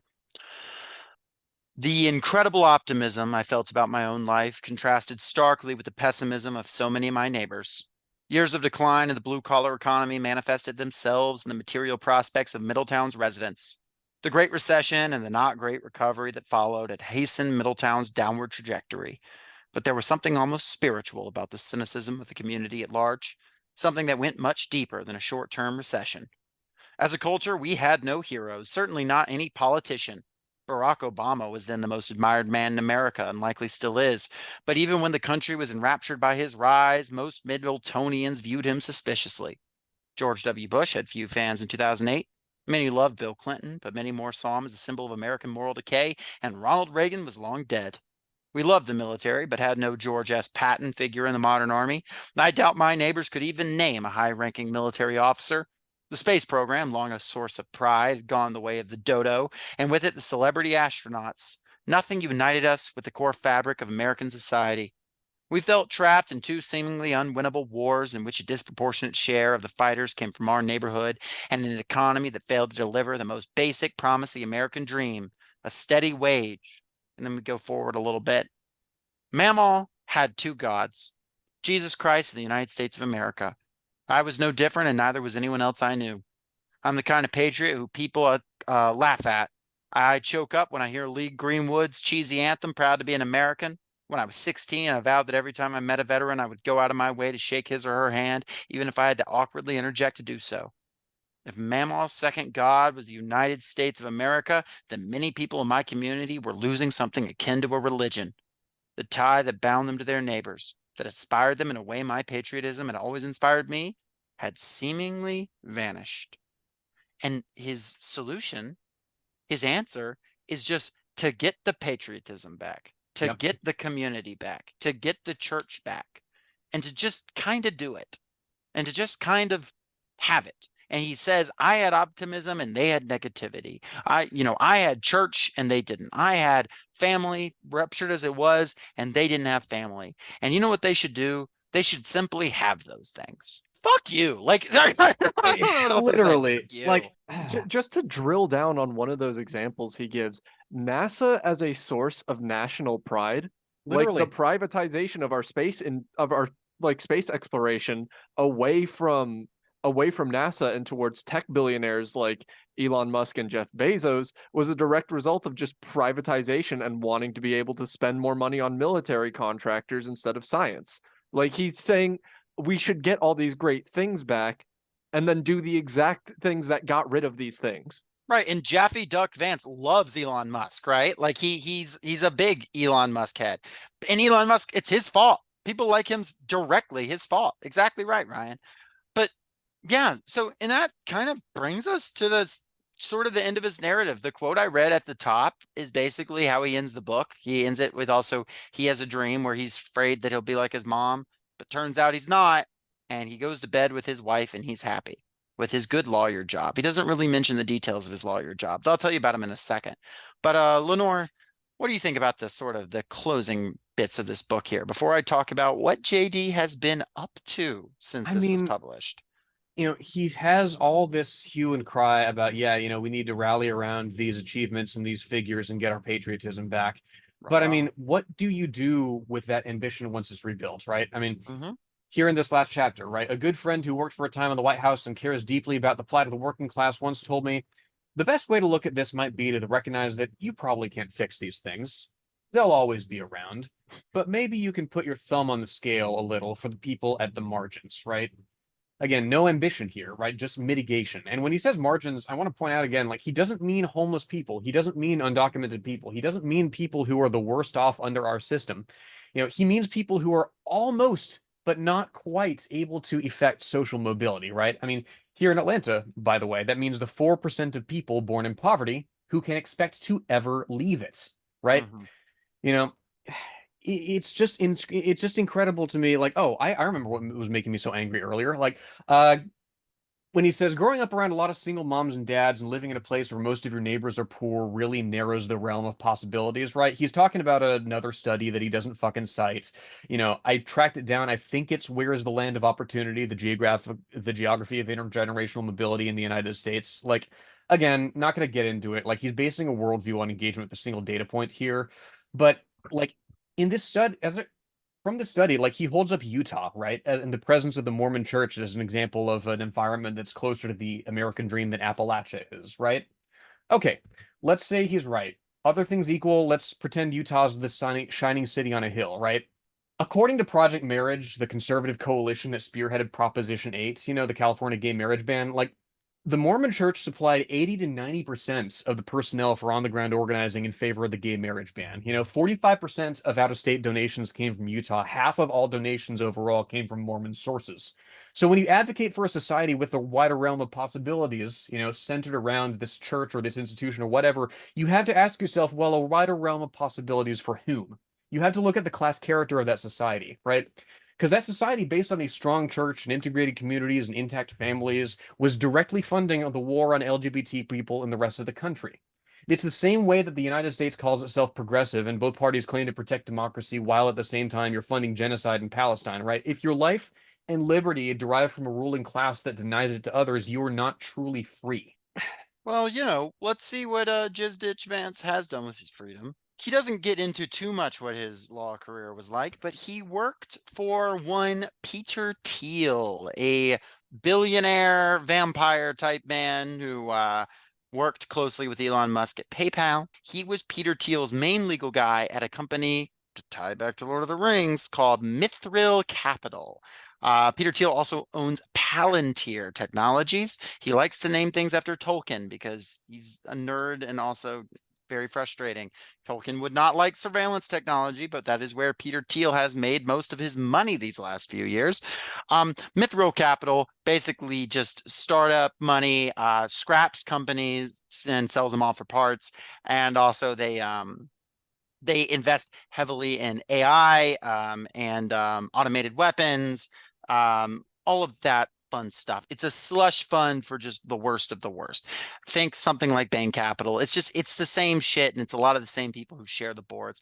And JD really sat just one of the main guys on it, made a whole lot of money. So much money for Peter Thiel, in fact, that Peter Thiel helped him fund something, a little project after Hillbilly Elegy called Our Ohio Renewal, which is a nonprofit that was going to fix Ohio. Yeah, Was that what he's talking about in the afterword? yeah, I believe so. I mean, he's going to fix Ohio, guys. That ran for 2 years. It ran for 2 years. Almost all the money was spent on administrative fees. It burned out. He got sued because of it, in fact, and people said that it was just funneling money into his Senate campaign and hyping up the name JD Vance. And yeah, it was entirely that. It did nothing for anyone. There was literally ties with like big coal and ties with like big tech, and it did jack shit, and it shuttered its doors within 2 years. And then Peter Thiel and Robert Mercer bought him a Senate seat, and then he leveraged that into somehow being the vice president pick of Donald J. Trump, which, like, editorializing here, and you may be listening to this months from now, and this sounds absurd, whatever. From my position right now, recording August 6th, 2024, really, really objectively bad VP choice. Like, just not a good choice tactically. I don't mean like bad guy. Like Mike Pence was a bad guy, but he was like a pretty tactically okay VP choice. JD Vance was this weird base pick that like he was like Trump was like trying to hype up the fans, and it was like definitely the VP pick when you're running against Joe Biden, not when you're running against Kamala Harris.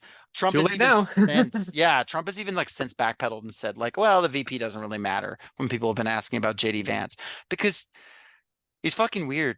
He's a weird guy. He listen to his if you really hate yourself, listen to his speech at the Republican National Convention. Just a bizarre guy who like giggles at the wrong moment and just doesn't know how to interact with people and is born to be a lawyer for people like Peter Thiel. And really, when he takes the stage and he talks, people see through what he's able to sort of piece together in this weird book facade that, like, I don't know how people fell for it, but at least there's something. And when you see him talk and you ask him questions and you get to it, he is that child that played Magic the Gathering and worked really hard, despite what he worked hard for. That child that like was scared of his mom and that smoked a plant that maybe wasn't marijuana. That child that loved his sister and didn't want to call his half sister. That child that drank too much Mountain Dew, he said by his own admission, and skipped school and only had a few things he really cared about and did multiplication tables with his pawpaw. That child has been completely destroyed and replaced with this fucking revenant that just is pursuing wealth and power. And that is how you get out of the working class and become part of the ruling class. That is the only way, is by becoming that guy that you see on that stage. And Hmm. by no fucking means is that worth it. No, no, And that's the absolutely lesson of not. JD fucking Vance. He has an interview from 2021 with Tucker Carlson where you can just see like, yeah, any sort of sop to the liberals reading Hillbilly Elegy is just completely gone, right? He says, and I quote, we're effectively run by via the Democrats, via our corporate oligarchs, ironic for him to say, first of all, by a bunch of childish cat ladies, and he goes on to say that investing in people who have kids ensures a healthy ruling class, right? That's what he wants. He wants a healthy ruling class, and he wants people like him who are willing to, to their credit, join the military and work 3 jobs and bust their ass till they literally piss brown. He says that in the book, by the way. Yep. Like, He goes to the hospital. He works so hard.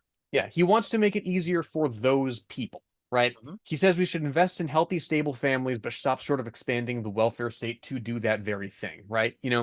And be Um, easier for those people to then become him, not to literally, become philanthropists, because we saw what his philanthropy was, not to become, even under capitalism's good idea of what a good person is, not even to become Kamala Harris's, what was it, person that goes and serves in an underprivileged community for 5 years and gets their loans partially, not even to become that, to become the right-hand man of Peter Thiel, to yeah. become the guy that the guy that goes hard for Donald Trump after calling him Hitler and is calling for the entire administrative state to be scrapped and replaced by conservative ideologues. The guy who says that, oh, like you can't just say, oh, it's the corporation's fault, oh, it's Obama's fault, right? And then he turns around in fucking Fox News and he blames people who live in 1-bedroom apartments in New York City, right? People who've played their entire lives to win a status game, and accuses them of rigging our institutions against middle America, against normal Americans who choose family, right? So which is it, JD? Which is it? Jerry Dalwell Vance? Which is it? Jelms Deep, Johnny Doxville, Jacob Dallas? Why don't you pull yourself up by your own bootstraps against the dauntless tide of cat ladies? Is this all one big rigged status game, or is it not? You should be able to answer because you fucking played it and you won. You I've know, conducted a study of my own. You know what negatively affects resiliency? Reading fucking Hillbilly Elegy. more like Hillbilly Elegy, more like Hell Bully Smellogy. Smellogy. It wasn't good. Not a good book at all. The movie was good though, right, Ryan? I'm impressed we got all the way through the book without mentioning couches a single time. It was. I'm gonna put my foot down on the couch thing. There's so many funny anecdotes to make fun of this book without making up a couch the couch bit. It was I'm funny at so first. sad that it's bogus, I'm but I also don't care that it's bogus. No, it's even funnier to me that it's bogus. I'm gonna be the contrarian asshole. I don't think the couch bit is funny because I don't. But I you know what I do think is funny is uh on Headgum podcast they called him 2D Vance and made a little animated guy of him, and I thought that was really funny. So shout out to Amir Blumenfeld of the Headgum podcast. But I those of you who are enjoying the couch, enjoy on. JD probably has done much weirder, but the movie was good, right? I So, yeah, when I was going into the anime adaptation of JoJo's Bizarre Adventure, um, where none I of those was words in the podcast. what I was really hoping for was something that the first 15 minutes of the film was really, really telling me I was going to get. And just to give you an idea of what that was, the movie is 2 hours long. And the first 15 minutes, it's an opening quote from a radio preacher playing over like these scenes of folksy, rural dudes being dudes, kids having fun, like really getting into the mythologizing of the area already to end this radio sermon that's saying talking about how the American dream is just barely out of reach for normal people like you and me, but it's not up to us to complain and whine about it. We just need to be good Christians. And then it immediately cuts to a voiceover of Jeffrey Dahmer Vance talking about how I mean, yeah, I lived in Ohio, but I'm really from Appalachia. He's not like other Ohioans. Exactly. I had the ability to leave. And then it does this beautiful, beautiful shot of him as a child getting in a fight with these kids, or it may have been directly after it, but it was an action scene where they do a slow motion shot, but instead of like filming it in slow motion, they film it at 24 frames per second and slow it down like it's good. America's Funniest Home Videos. Fuck What? But yes. then they interpolate the frames with like AI or something, and it is so jarring and so out of place with the rest of the movie. Jarring I and disconcerting, you might say? I have literally seen better frame interpolation in like Jujutsu Kaisen edits on TikTok. Like it was such a wildly poor choice. And it seems like the movie kind of figured that out immediately after that, because you don't get any of that in the rest of the film. Like it really seems like they made the first 15 minutes as the pitch for the movie. Like they were just going to do a straight one-to-one JD Vance staring into the camera and reading his political views out to you, but then went the much safer and I think much more intelligent route, because this film was made by competent filmmakers. Who was it? Rod Howard? Or Ron Howard. Ron I Howard. think, Ron yeah. Howard, yeah, directed this. Like Staunch Democrat, by the way, hardcore Democrat. Almost everyone involved in creating this film, which is interesting. it's a competently made film outside of those first 15 minutes, and I don't even necessarily mean that as a compliment. It almost seems like they knew what they were working with was just kind of the unhinged rambling screed of a madman, and that there were little nuggets that they could turn into a compelling drama. They did not turn it into a compelling drama. That was one of the longest 2 hours I've ever sat through, but they sure did try. So essentially, what they cut out is all of JD Vance saying his objective political views and essentially just made a 2 hour long campaign video. The logic of the universe is everything that JD Vance does is because he is an upstanding good person who works really hard, and everything bad that happens to JD Vance is because of the society that he's raised in. Everything bad he does is an outside influence, and every single good thing he does is because of his own personal volition to do good, which is charity that he does not extend to a single other person in the world. If you watch the movie, you come across with the impression that he hates these people, that he has absolutely nothing good to say about anybody who lives in Appalachia except for himself. And Ron Howard did consult closely with JD Vance in making this movie, to be clear. I read an article with Variety about it. So, like, there's definitely a sign off going on. Did either of y'all watch BoJack Horseman? Yeah. First season.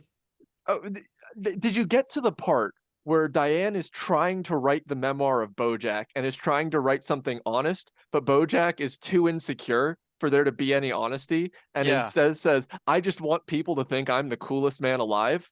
This Yes. movie feels like he won that argument, and they just made a movie that masturbatory doesn't even begin to cover it. JD Vance is actively autofillating himself on screen for 2 straight hours, and the film entirely buys into that premise. You want to hear something funny too? Quote from Ron Howard, once again, staunch Democrat, said he was then when they asked, "Are you surprised about the conservatism of JD Vance?" This is 2 years after the movie came out. To be honest, I was surprised. When I was getting to know JD, we didn't talk politics because I was interested in his life. I was interested in his childhood, navigating particulars of his family, his cultures. So that's what we focused on in their conversation. To me, he struck me as a very moderate kind of guy. It's very frustrating. It's just like Yeah, that's the liberal laziness. interpretation of Vance. And Mhm. it's honestly how I kind of think he is the VP choice right now, because the people who were advocating for him are the same people dumb enough to fall for what he's saying in this book. That and the online groypers that like him because they are in group chats with him because he's genuinely in the groyper Twitter group chat. Yeah, it's such a weird line, that he's not going to be able to walk, in my estimation, because he rocketed to fame based on the idea that, oh, like I can talk to these people from this region of the world and from this region of the country and bridge this gap and provide this third way. But again, you're running as the VP of the Republican Party, and at this stage, that's the people that you have to appeal to is the weird reactionaries that are getting increasingly weird and increasingly reactionary. He's dragging so much out into the light that I don't know that he ever intended to. Yeah, something that caught my ear earlier when y'all were talking. The phrase certain online forums. Hmm. Care to name what those were, uh, Mr. Vance? Because I know what you mean when you say certain online forums that you don't want to name. But Hmm. could you please clarify to dismiss those suspicions for me? Would really appreciate it. Perhaps he Uh, was he could be the first vice president with a rare Pepe or two. I think Trump posted the rare Pepe on the day he was elected. Oh, did he really? oh Trump God. posted a Pepe the day he was elected in 2016.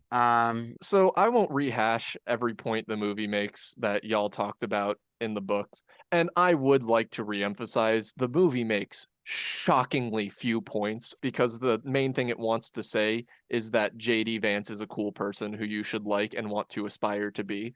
Which we all Like, agree with, of course. yeah, the watching of this movie is like, it seems like they just want to remove the weirdness of JD Vance and just kind of let anyone in the audience plaster their face on him and be like, yes, he is such a cool guy and I want to be him. But Does he at any point in the film play magic? yes. Really? Let's go. No, well, play is I don't think the director knows what Magic the Gathering is Oh. because at one point it's after a fight with his mom. I want to say he's sorting his decks, but it looks like he is stacking the cards in columns on the table in front of him like he's playing solitaire and matching the colors. There In the is same magic way, in the film. in the same way that like I imagine, you would be like on a sitcom and like, mashing the controller, like, just pressing buttons like you're playing a fighting game and it's fucking Shadow of the Colossus. Yeah, one person's got an N64 controller, the other's got a Wiimote. I cannot find a magic card that has the initials JD. I'm seeing Jared Jace, Darthalion? seeing Jace the Mind Sculptor, but that's I don't know. He would, I mean, Outlaws of Thunder Junction just dropped recently. He would build a fucking outlaw deck. Okay, Junction Deck Vance. Oh, there you go. All right, Mystery so solved. Ryan, highly recommend the film then. dude, I wish I could. Like, I wish I could say this is a so bad it's good. Like, No. have a few beers, smoke a joint, and like trash it with your friends. You could play the every time the film glazes JD Vance or mentions that he went to Yale, take a shot, but you would be dead in about 30 minutes. But I would like to just mention a few of the scenes that y'all briefly touched on in the book and how they are Sure. different in the movies. Please. First of all, he admits to torturing small animals in this book. I'm very briefly, but he does He say says he was a terror. tormenting. He torments the animals. He was a terror to all the animals on the mountain. Well, that's Yes. So, not like, is what he you just would chasing them or what? that's not what you would Unclear. get if you watch the movie because one of the first scenes is him as a child seeing an injured turtle on the side of the road, gingerly picking up and bringing it to water while his friend actively encourages him to torment it. He's like, "Ah, no. This is one Nothing of like that God's in the book. creatures." Oh my God. Every single time you guys were mentioning something he did in his childhood, it was driving me up the wall because of the way this film contextualizes it. God. Like when you say he was stealing weed from his Mhm. stepdad, that is entirely framed as the stepdad's son, his like stepbrother at that point was like, "Hey man, want to see something cool? This is weed. Bet you've never seen this before." And he goes, "No, I I can't smoke weed. Weed is a gateway drug." And Oh boy. here's my frustration with the movie. That could have been like a very like almost a poignant scene about like he is seeing the effects that like drugs has on his community and is going a little paranoid about it. But no, the film can't even give you that. That Um connection is not drawn in the book either, unfortunately. Yeah, there's no complexity, there's no nuance to his relationship with these things. Like there's no like there's no like overcoming or having a different relationship to that particular hang up. He either, as you say, it sounds like he either has to be like it sounds like he has to be like just the saint that he pledged to be in his Pentecostal phase, like from the beginning. oh my Yeah, God, yes. basically it's just he's better than his mom. That's The the thing. Oh yeah, I cannot get over how much he like actively despises his mom. Hmm. Like, If my son was JD Vance, I'd trade him for some perks too. dude, the worst thing he does, and y'all didn't mention it in the book, and I don't think it actually happened because this We'll is see. so goddamn funny to me. The worst thing he does that he owns up to doing, not being like, oh, this was because I was hanging out with these loser friends, or this is because I was raised in a bad environment, is he just really wants to do his algebra homework. Like he's so sad that he can't get a good grade in his algebra class because he can't afford this $84 Texas Instruments calculator. So he goes to a local store and gets caught trying to steal a calculator to do his homework. That is Like not in the book. that is So the worst thing the film is willing to admit that he has done. in the book, Mamaw shells out to buy him one. Yes, does end up buying Yeah, him the there's no calculator. stealing in the book. That's Mhm. that's a complete addition. So the only like real politicking I could notice, well, outside of like the couching of all the views as kind of like a very cynical realist framing, where if there's something that argues against JD Vance's ideology, it just does not come up. Like it's an effective piece of propaganda in that regard, which does not make it a compelling film, but does make it like a good campaign ad, I Sure. guess. But I it mean, does same with the fucking book, TBH. it does try and dog whistle like at you in one scene, but one way in a very funny way. It briefly shows Usha, Vance's wife, putting down her phone on her notepad, and the only thing you can see written on the notepad is Hillary Clinton Libya report. What went wrong? Why?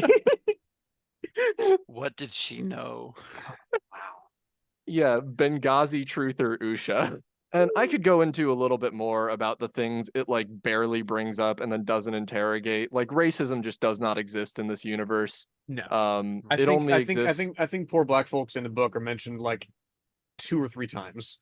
well, not at all in the movie, not a single time. It goes out of his way to show him being nice to some people of color, and then honestly, the only thing that made me a little more invested in maybe this has some truth to it was that Graham Meemaw, who is by far and away, I don't care if Bev, his mom, won like an award for like best supporting actor. Meemaw was peak. Phenomenal casting. Glenn Absolute. Close, man. Oh yeah. Meemaw was just as good in this film. Once she disappears from the book and passes away, it just goes downhill so hard. Question, they call her Meemaw in the movie? Or Mama. It's I can't Mamaw, remember. Mamaw. yeah. Mamaw. I was Mama, gonna be sorry. no, I wasn't trying to correct you. I was just if they had called her something different in the movie, that would have been a really baffling choice. Oh yeah, but the only thing that made me lend this movie with some credibility was that Mama is virulently racist towards Polish people. Okay. That's a complete invention of the movie. That's wild. Maybe that is something JD told Ron Howard though, because that seems really specific. Dude, it comes out of nowhere too. She's just like making fun of his deadbeat friends that she doesn't want around. It's like, hey you, it's your name.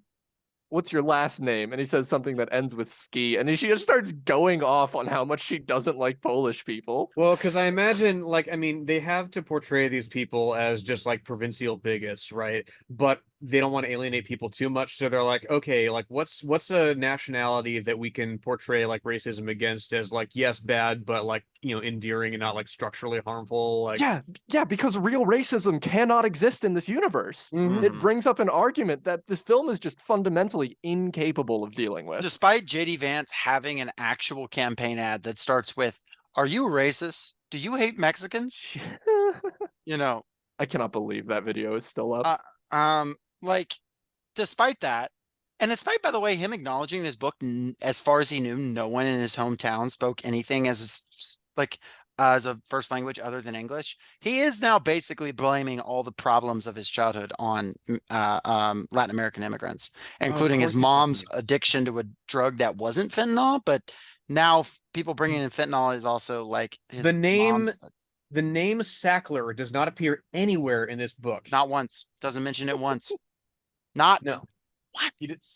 nothing about the opioid epidemic and the business interests that bought off the FDA and got these things approved and pushed, gave kickbacks to doctors and like Peter ah, Thiel and Sackler probably have done business together. The Sacklers have probably done business together, and gotta kiss the ring.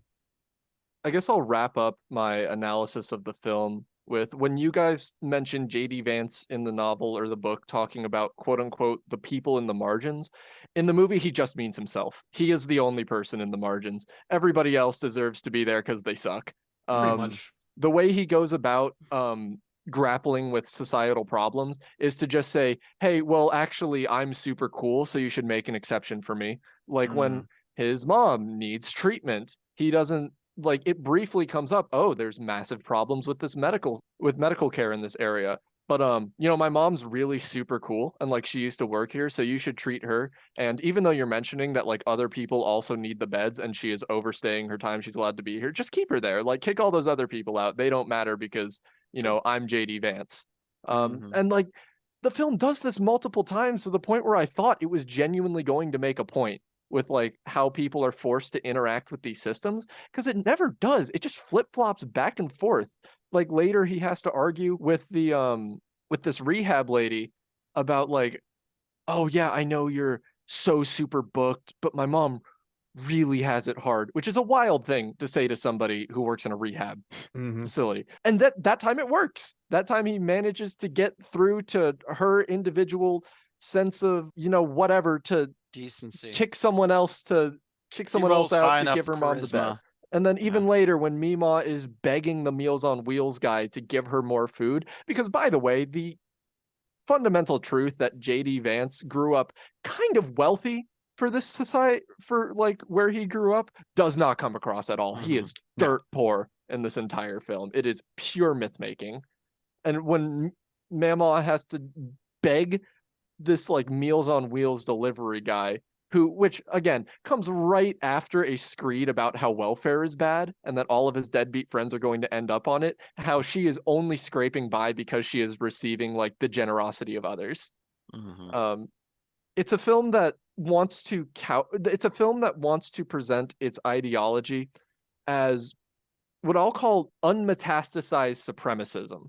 It's the Hmm. supremacism of the self. It's a very like Ayn Rand objective. There are good people, and we need to let them do whatever they need to do to escape poverty and fix everything for us. There Fun is no, fact. Fun yeah, fact.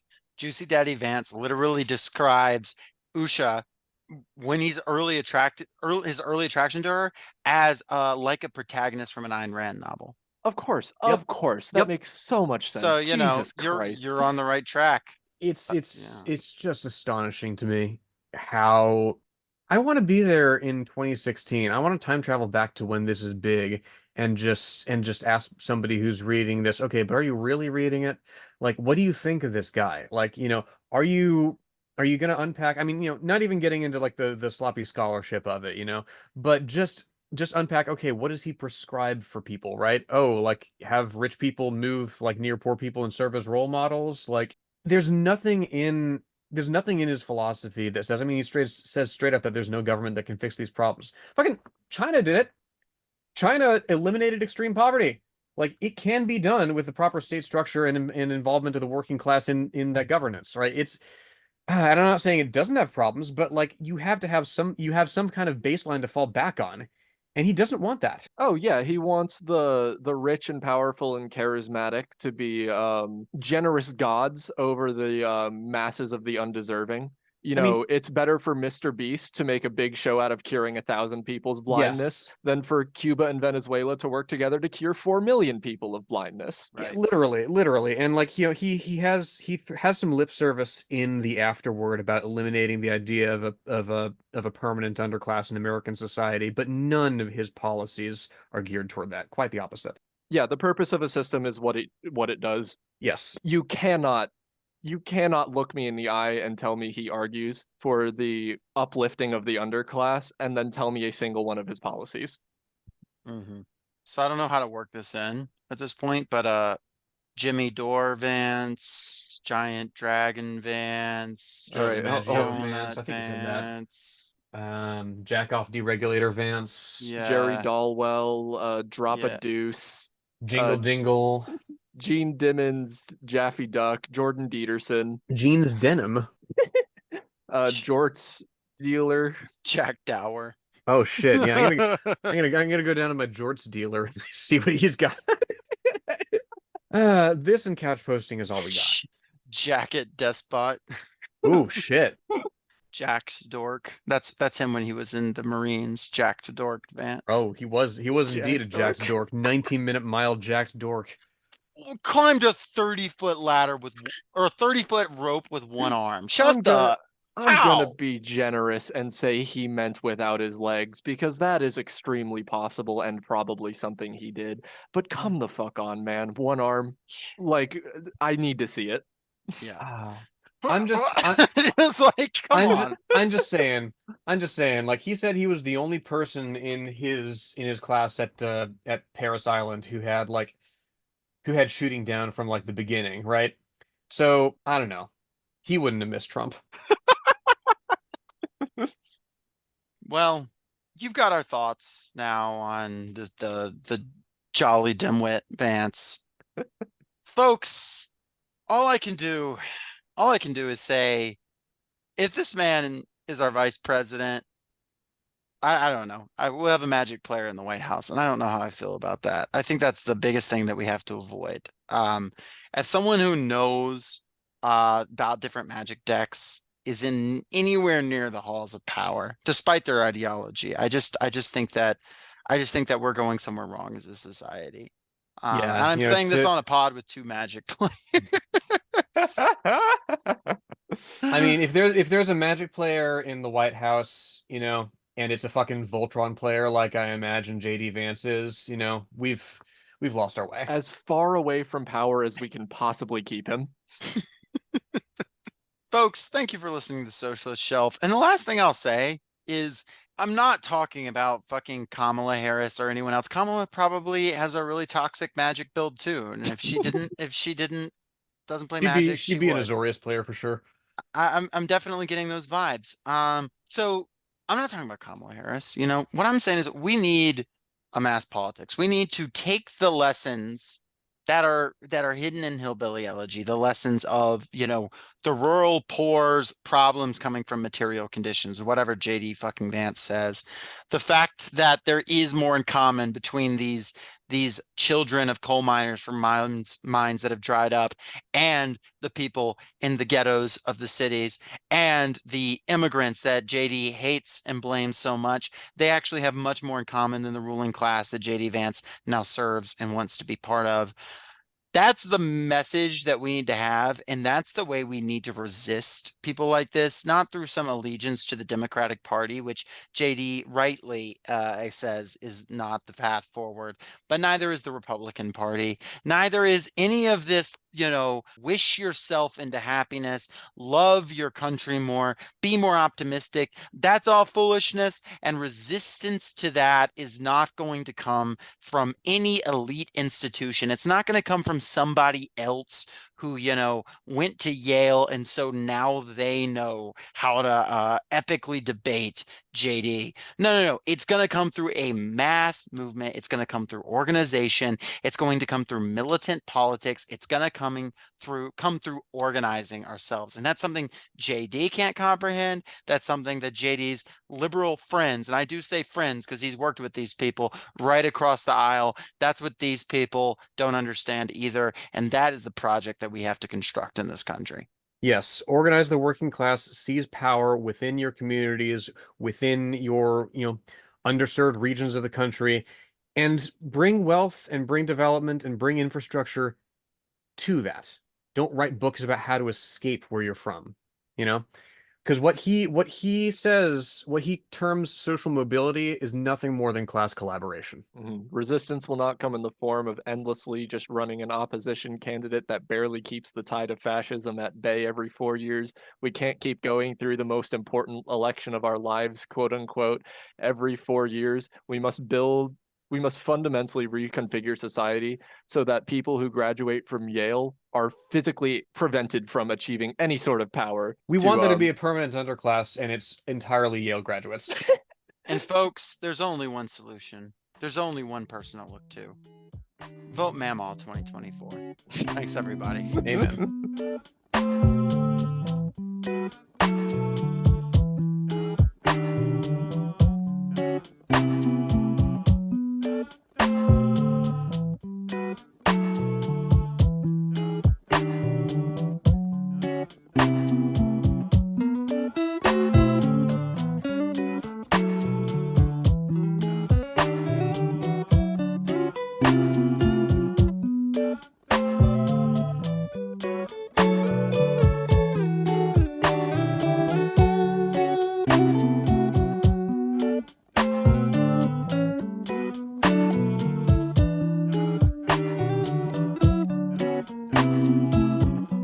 Thank you for listening to Socialist Shelf Radio.